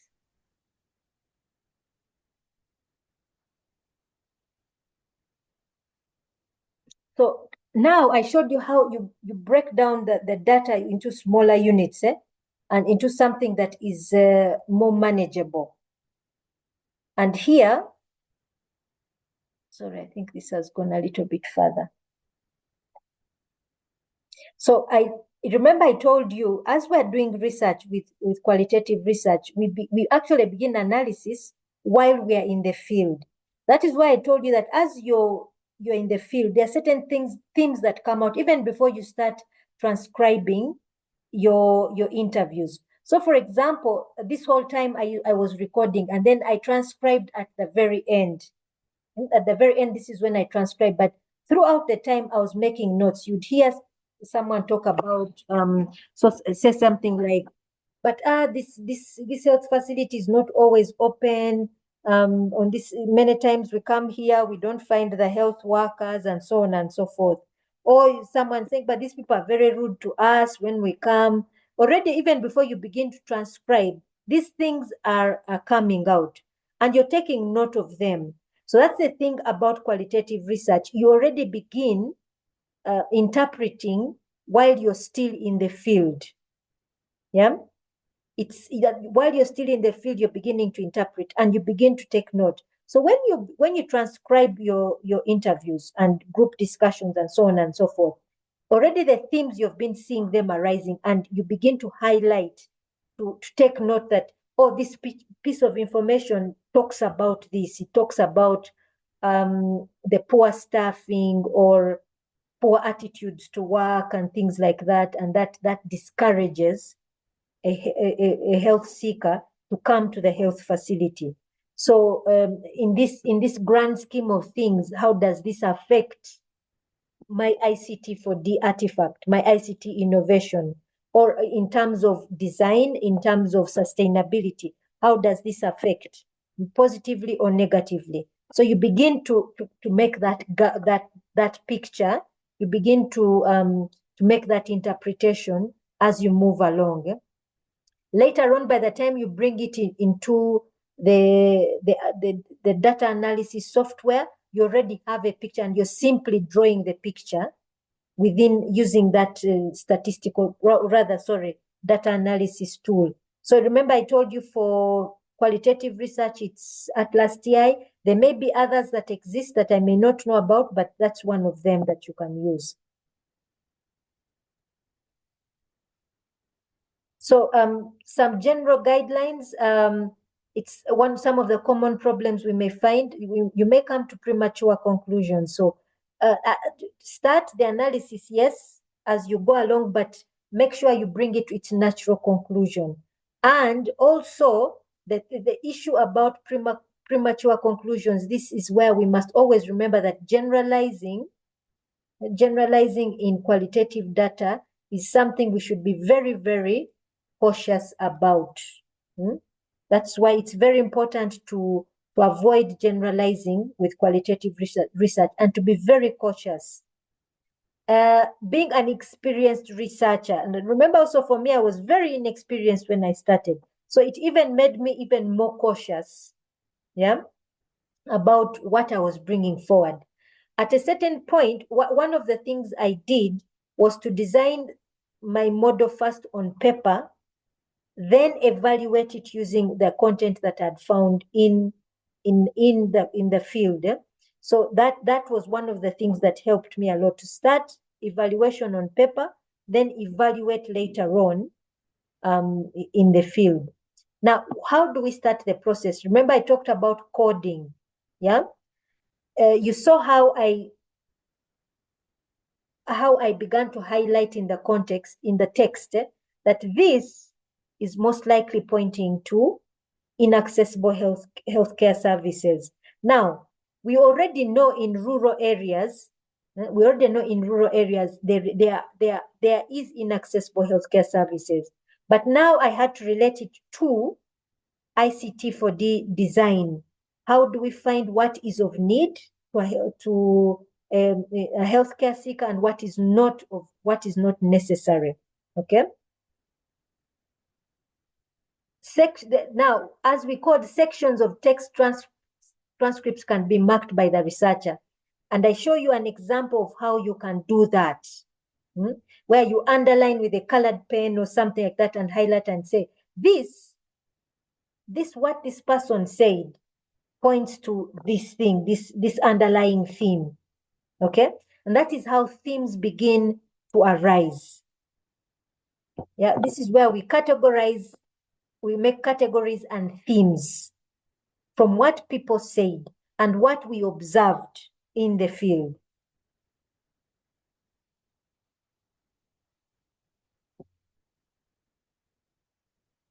Now, remember like we said, now once the field work is over, we attempt to make sense of the data. Already the themes were emerging.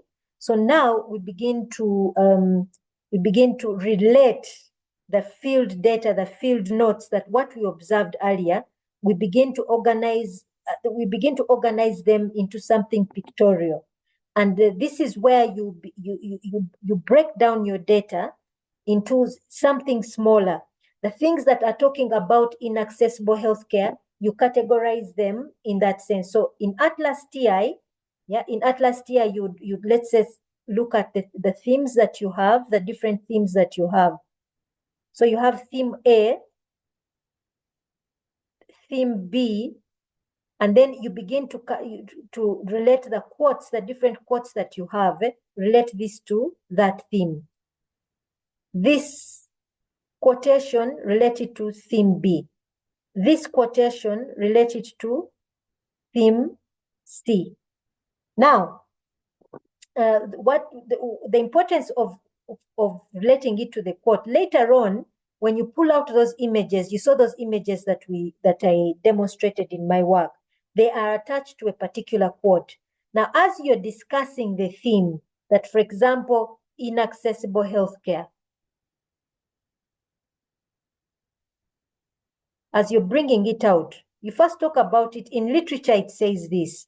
Now, it came out clearly in this format, and then you bring out the quote that is related to that. So already in Atlas TI, you would have related it to a quote. You bring it out, you bring out that quote and paste it with quotation saying, participant, this code in the interview said this about healthcare access. Now we say already this demonstrates the need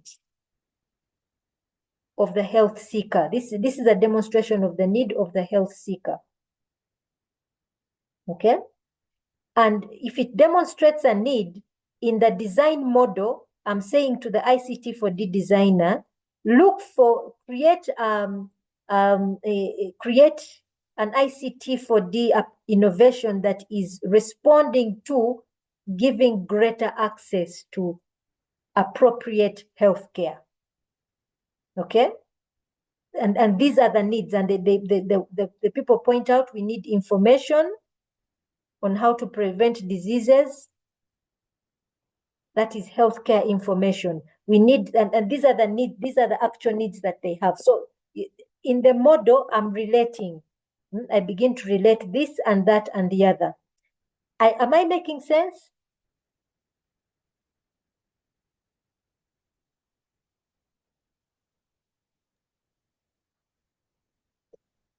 You know, qualitative research is a little bit messy because it is so rich.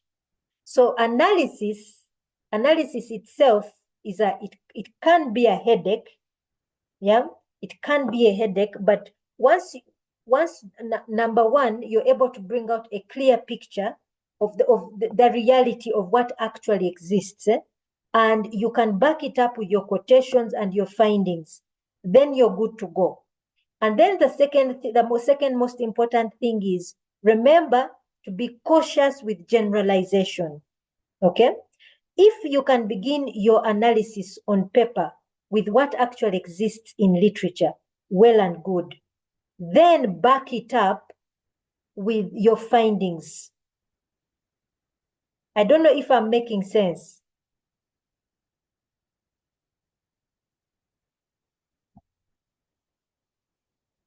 Colleagues, you're Yes, very Doctor. quiet. Patience is Doctor, I'm saying, getting you. sorry? I am following. Thank you. Okay, Patience is saying that I'm breaking. Sorry about that, but the good thing is we're recording, so you can come back to this content. So, Okay, doctor. Yes, please.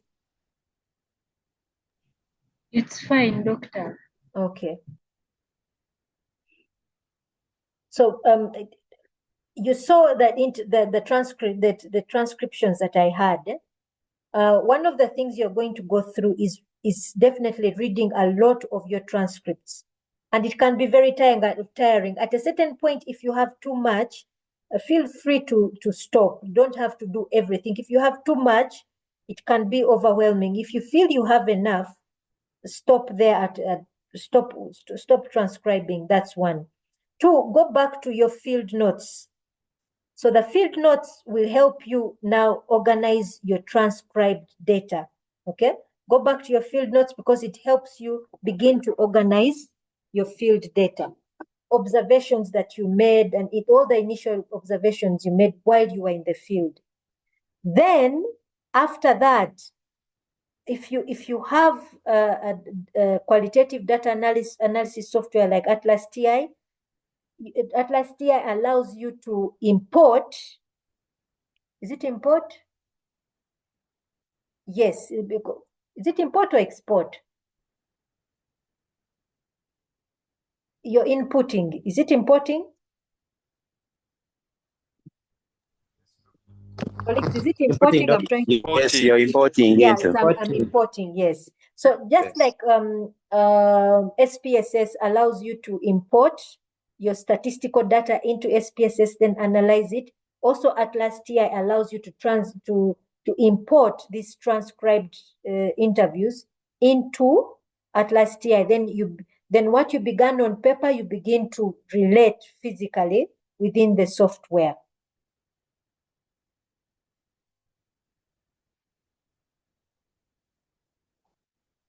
In analyzing, you're saying you're doing what we call this. When we talk about this, what is the person talking about? You're interpreting what the person is talking about. So you notice what I did with what the nurse said to me. All that she said to me, I interpreted what she was saying. What was she saying? That health seekers perceive these recommended health facilities as inaccessible. Inaccessible in terms of time when they open, inaccessible in terms of services it takes long for you to get a service.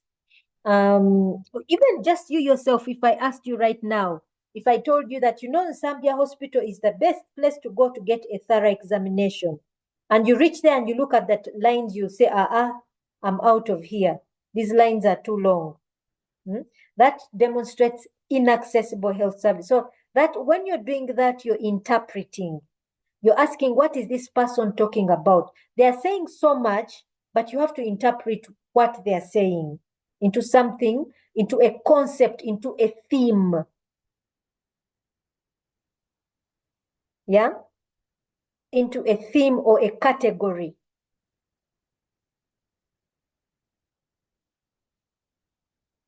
Okay, into a theme or into a category. Am I making sense?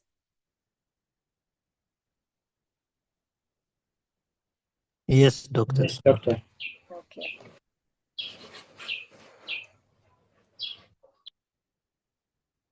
So here, I think of the identifying themes, I think this one is clear. So then we can code, or rather categorize our themes into the ordinary themes, the themes that a researcher expected to find. So for example, when people talked about inaccessible healthcare services, that is an ordinary theme. There is nothing new about it. Yeah, it is something that we all know about it. Then we have the unexpected themes that were a surprise. So for example, the theme for me that was a surprise was mobile literacy. That one was a surprise. That one was a surprise to me. So that was a new theme that emerged. Then you have the hard to classify themes that may contain an idea that cannot easily fit into one theme or it overlaps. Then you have major or minor themes. The hard themes, one might bring them in there, especially if you don't see where they have a cause. You may decide to discard it, or you may include it if you feel it is significant. Then you have the major and minor themes. So the major themes are those you feel have a significant effect on the phenomena you're trying to research. So for example, for me, I was researching on sustainability. Sustainability in design and maintenance or continuity.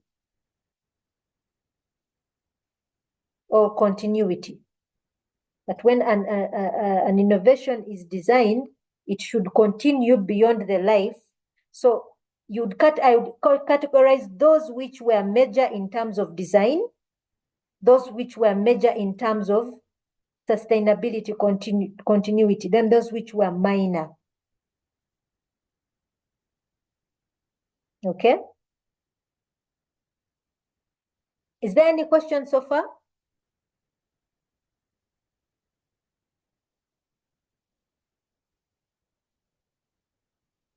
Okay, let's continue.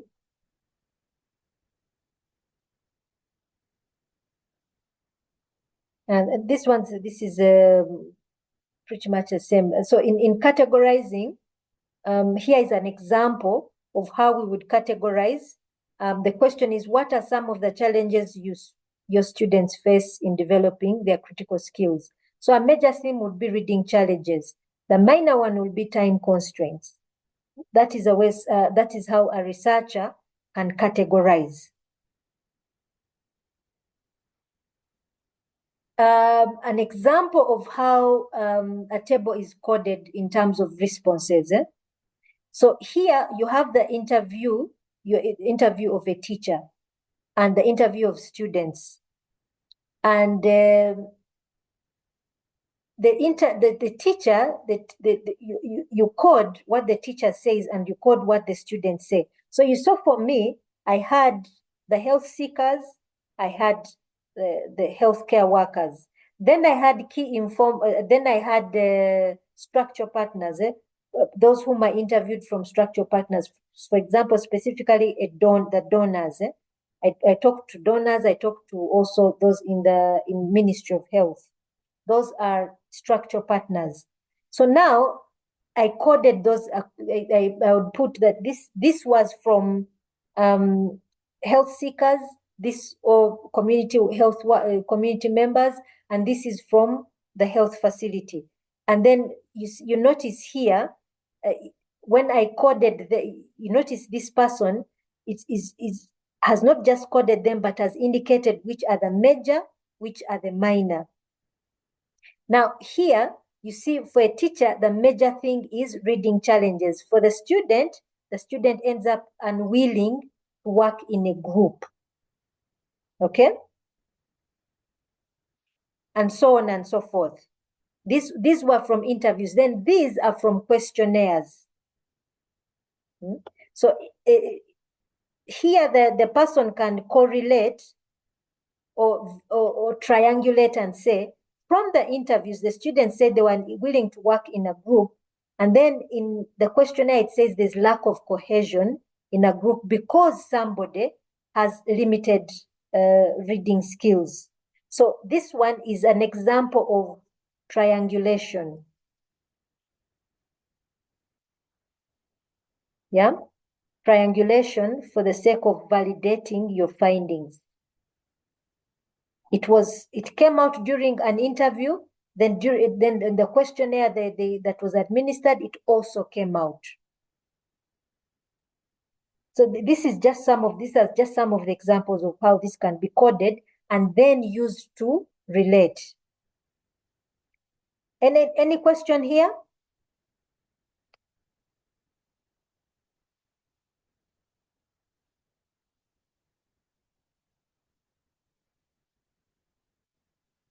No, let's assume you have understood. I hope I've not worsened matters. Now, how do we report? How do we report? Write up and explain the themes in narrative format. Write and narrate this. So this is how we would report back. And here I just want to show you. Let me just share.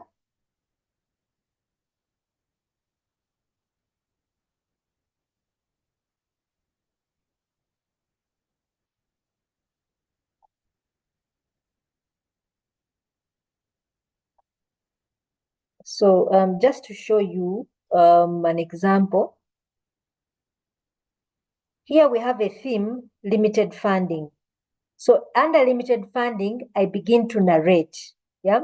As discussed in chapter 3, the vulnerabilities and assets section, local health facilities receive limited funding and facilitation from governing institutions. Then I go ahead to discuss. And then I bring out the quotes that people actually said as far as limited funding is concerned. Then, sorry, this one doesn't actually have a diagram. It was the next ones which, let me bring out one which actually has a diagram.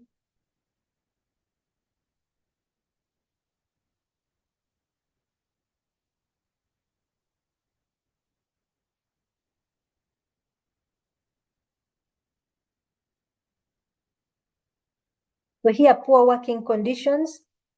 I talk about the theme of poor working conditions. I bring out the quotations, what people said, and then I show the analysis that I did in Atlas TI. In other cases where there was triangulation, let me see if I can pull out a section where here is a theme of mobile literacy. So here, this was a major theme that I picked out, and I bring out the quotation where someone says only making calls and to check the amount of money on the phone to load airtime, only that. But they, referring to other VHTs, know how to read a message when they receive it. And also, many of the messages you get from the companies, they're in English, we can't read it. So here, I am talking about the theme of mobile literacy. Then, using triangulation, I bring out from what I used. I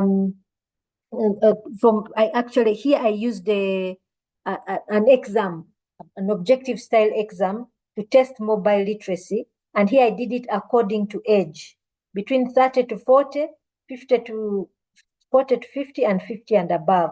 And this was the experience of using SMS according to a group of VHTs. So this one demonstrates triangulation. So sorry, this one was from the questionnaire. This was for the male experience in using SMS according to age. experience in using SMS according to gender. Yeah.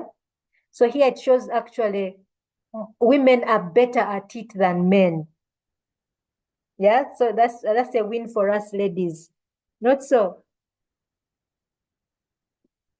So, and then here is the diagram at the end, which demonstrates the analysis from Atlas TI.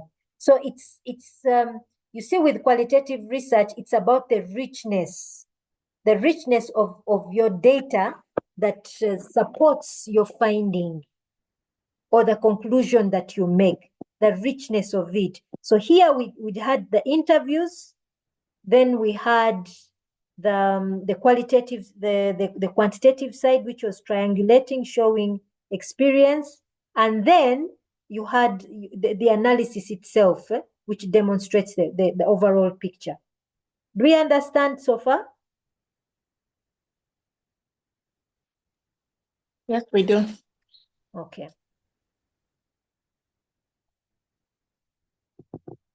So this is how you would report it, report back. So again, this is very, very, very important when you're reporting back qualitative research. So here is an example of a narrative, but I've already given you I've given you also a detailed one as well. So I hope this one is clear. And a sample of using Atlas TI. Do we have any question on qualitative analysis? I have a question, Doctor. Yes, please. Now, listening to you and your previous research that you've carried out, you had respondent groups. And looking at particularly my situation and probably the direction that I would want to go in possibly institutional ICT growth, maybe in regards to storage, ICT expenditure and all. So I'm looking at my respondent groups as possibly heads of departments of ICT in organizations. So I'm wondering, how exactly do you penetrate to gather information from your respondent groups? Do you write to them? Do you have to create rapport? How exactly did you manage to introduce yourself to those groups?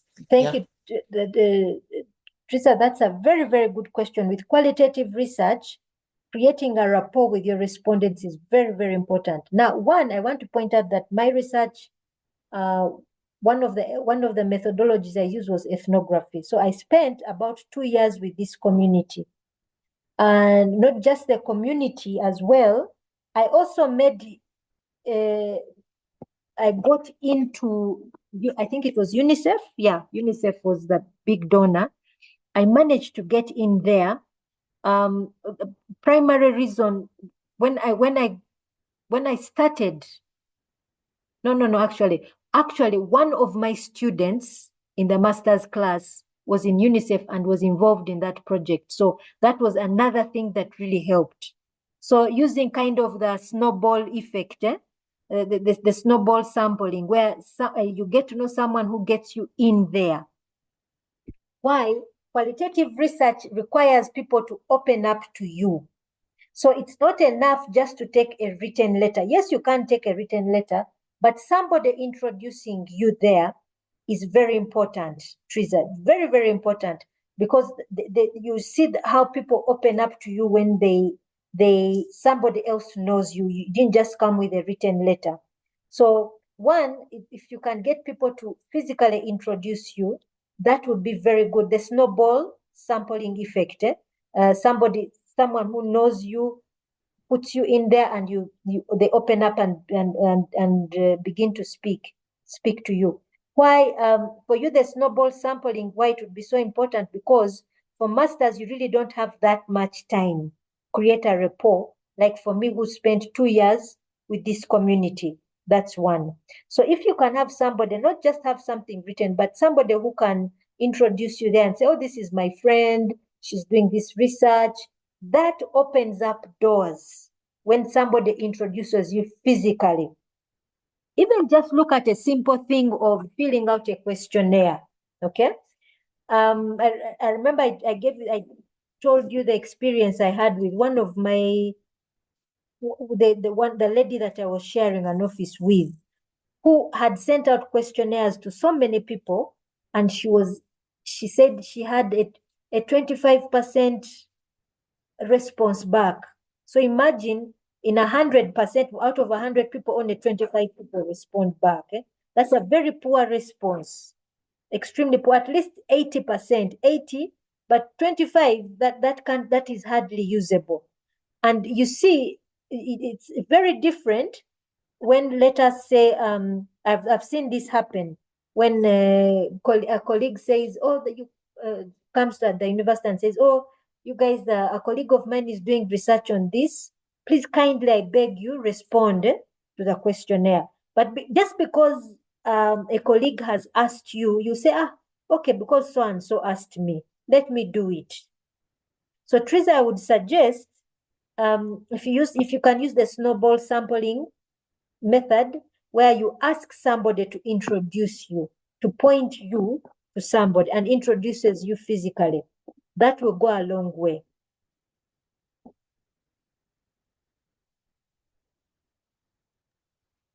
Doctor, that's clear. Okay. Do we have any other question or comment?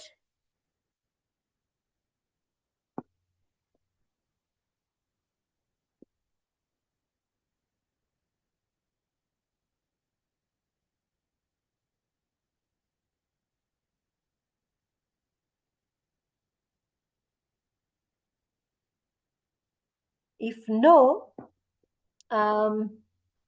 then may I suggest, I want to put up for you your group assignment. That's one. And two, I also want to put up a quiz that will make 3 assignments. So a group assignment on concept paper writing, that's one. Then two, and then put up a quiz. It's a small quiz. Don't worry, it's not much. It's not very difficult. This will make assignment 3. Then next week you can present your concept paper. I think next week we also have a teaching a section for a day for learning, not so? Yes, Arthur? So, doctor, for purposes of preparation, what's the scope of the quiz? The scope of the quiz, it's mostly looking at concepts. Research concepts. Pardon? Like what you've covered so far? Sorry? Are you referring to what you've covered so far? Yes, only what we've covered, nothing we have not covered. Okay, thank you, doctor. You're welcome. So thank you, doctor. Thank you, doctor. Is the quiz also going to be a group exercise, or it is individual? It is individual. Okay, thank you, doctor. You're welcome. So today, I'll make sure I send to you a report. Just look at the first 3 chapters that makes up the proposal. And the first 3 chapters, remember, for a proposal, and same thing as concept paper, it is future tense. The research is going to. That's what I mean. The research is going to. A report says the research did. So it's just turning the tense into future tense. So I'm going to share that with you before end of today. Is that okay?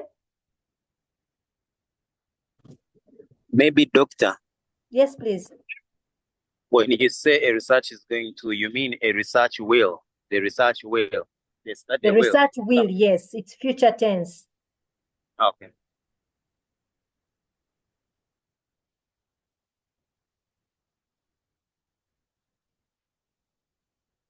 Any other question?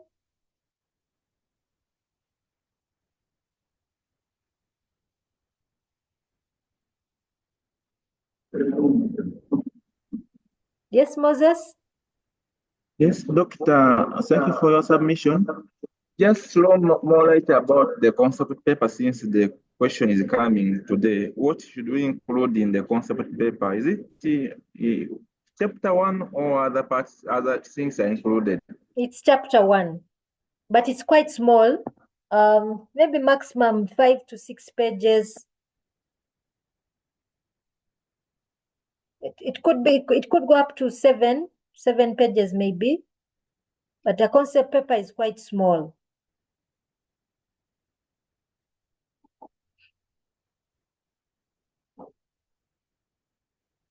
Doctor, do you include a focus of the timelines and maybe the budget? Do you include that or that's excluded? No. The concept paper is you're presenting the idea of your research. The idea of your research. Don't worry, I'm going to give you a structure. Biamgisha, Arthur, I'm going to give you a structure of what is included in the concept paper. Doctor, is that Yes, please. also a group assignment? Pardon? Is that group assignment or it's Yes, the individual? concept paper is a group assignment. Okay. And are we drawing it from the documentation that you're going to share, or it will be new idea? It's a new idea. The purpose of sharing with you, because I saw in the group someone requested for a proposal, which was almost standard. So I wanted to give you a good report. I don't have a. I talked to my head of department to give me a good one, and so he is sending me a report, a good one. So the proposal would be the first 3 chapters.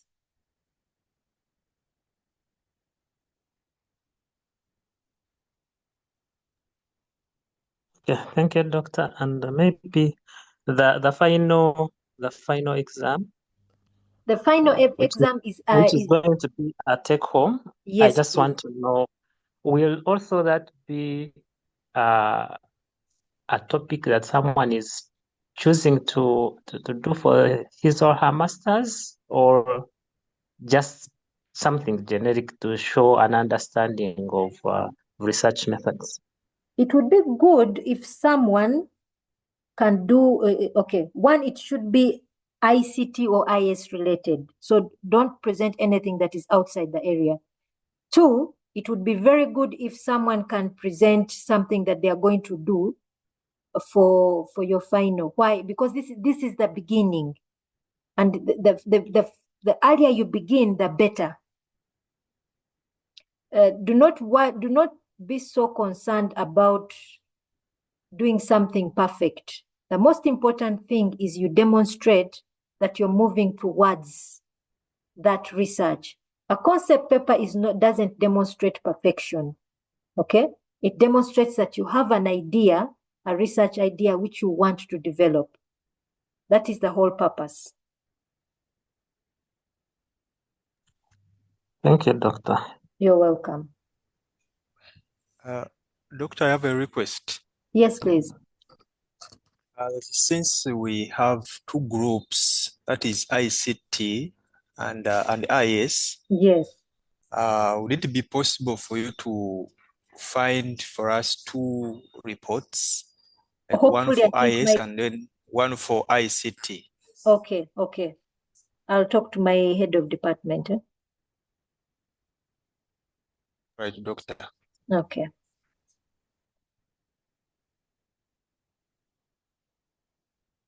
Do you have any other question?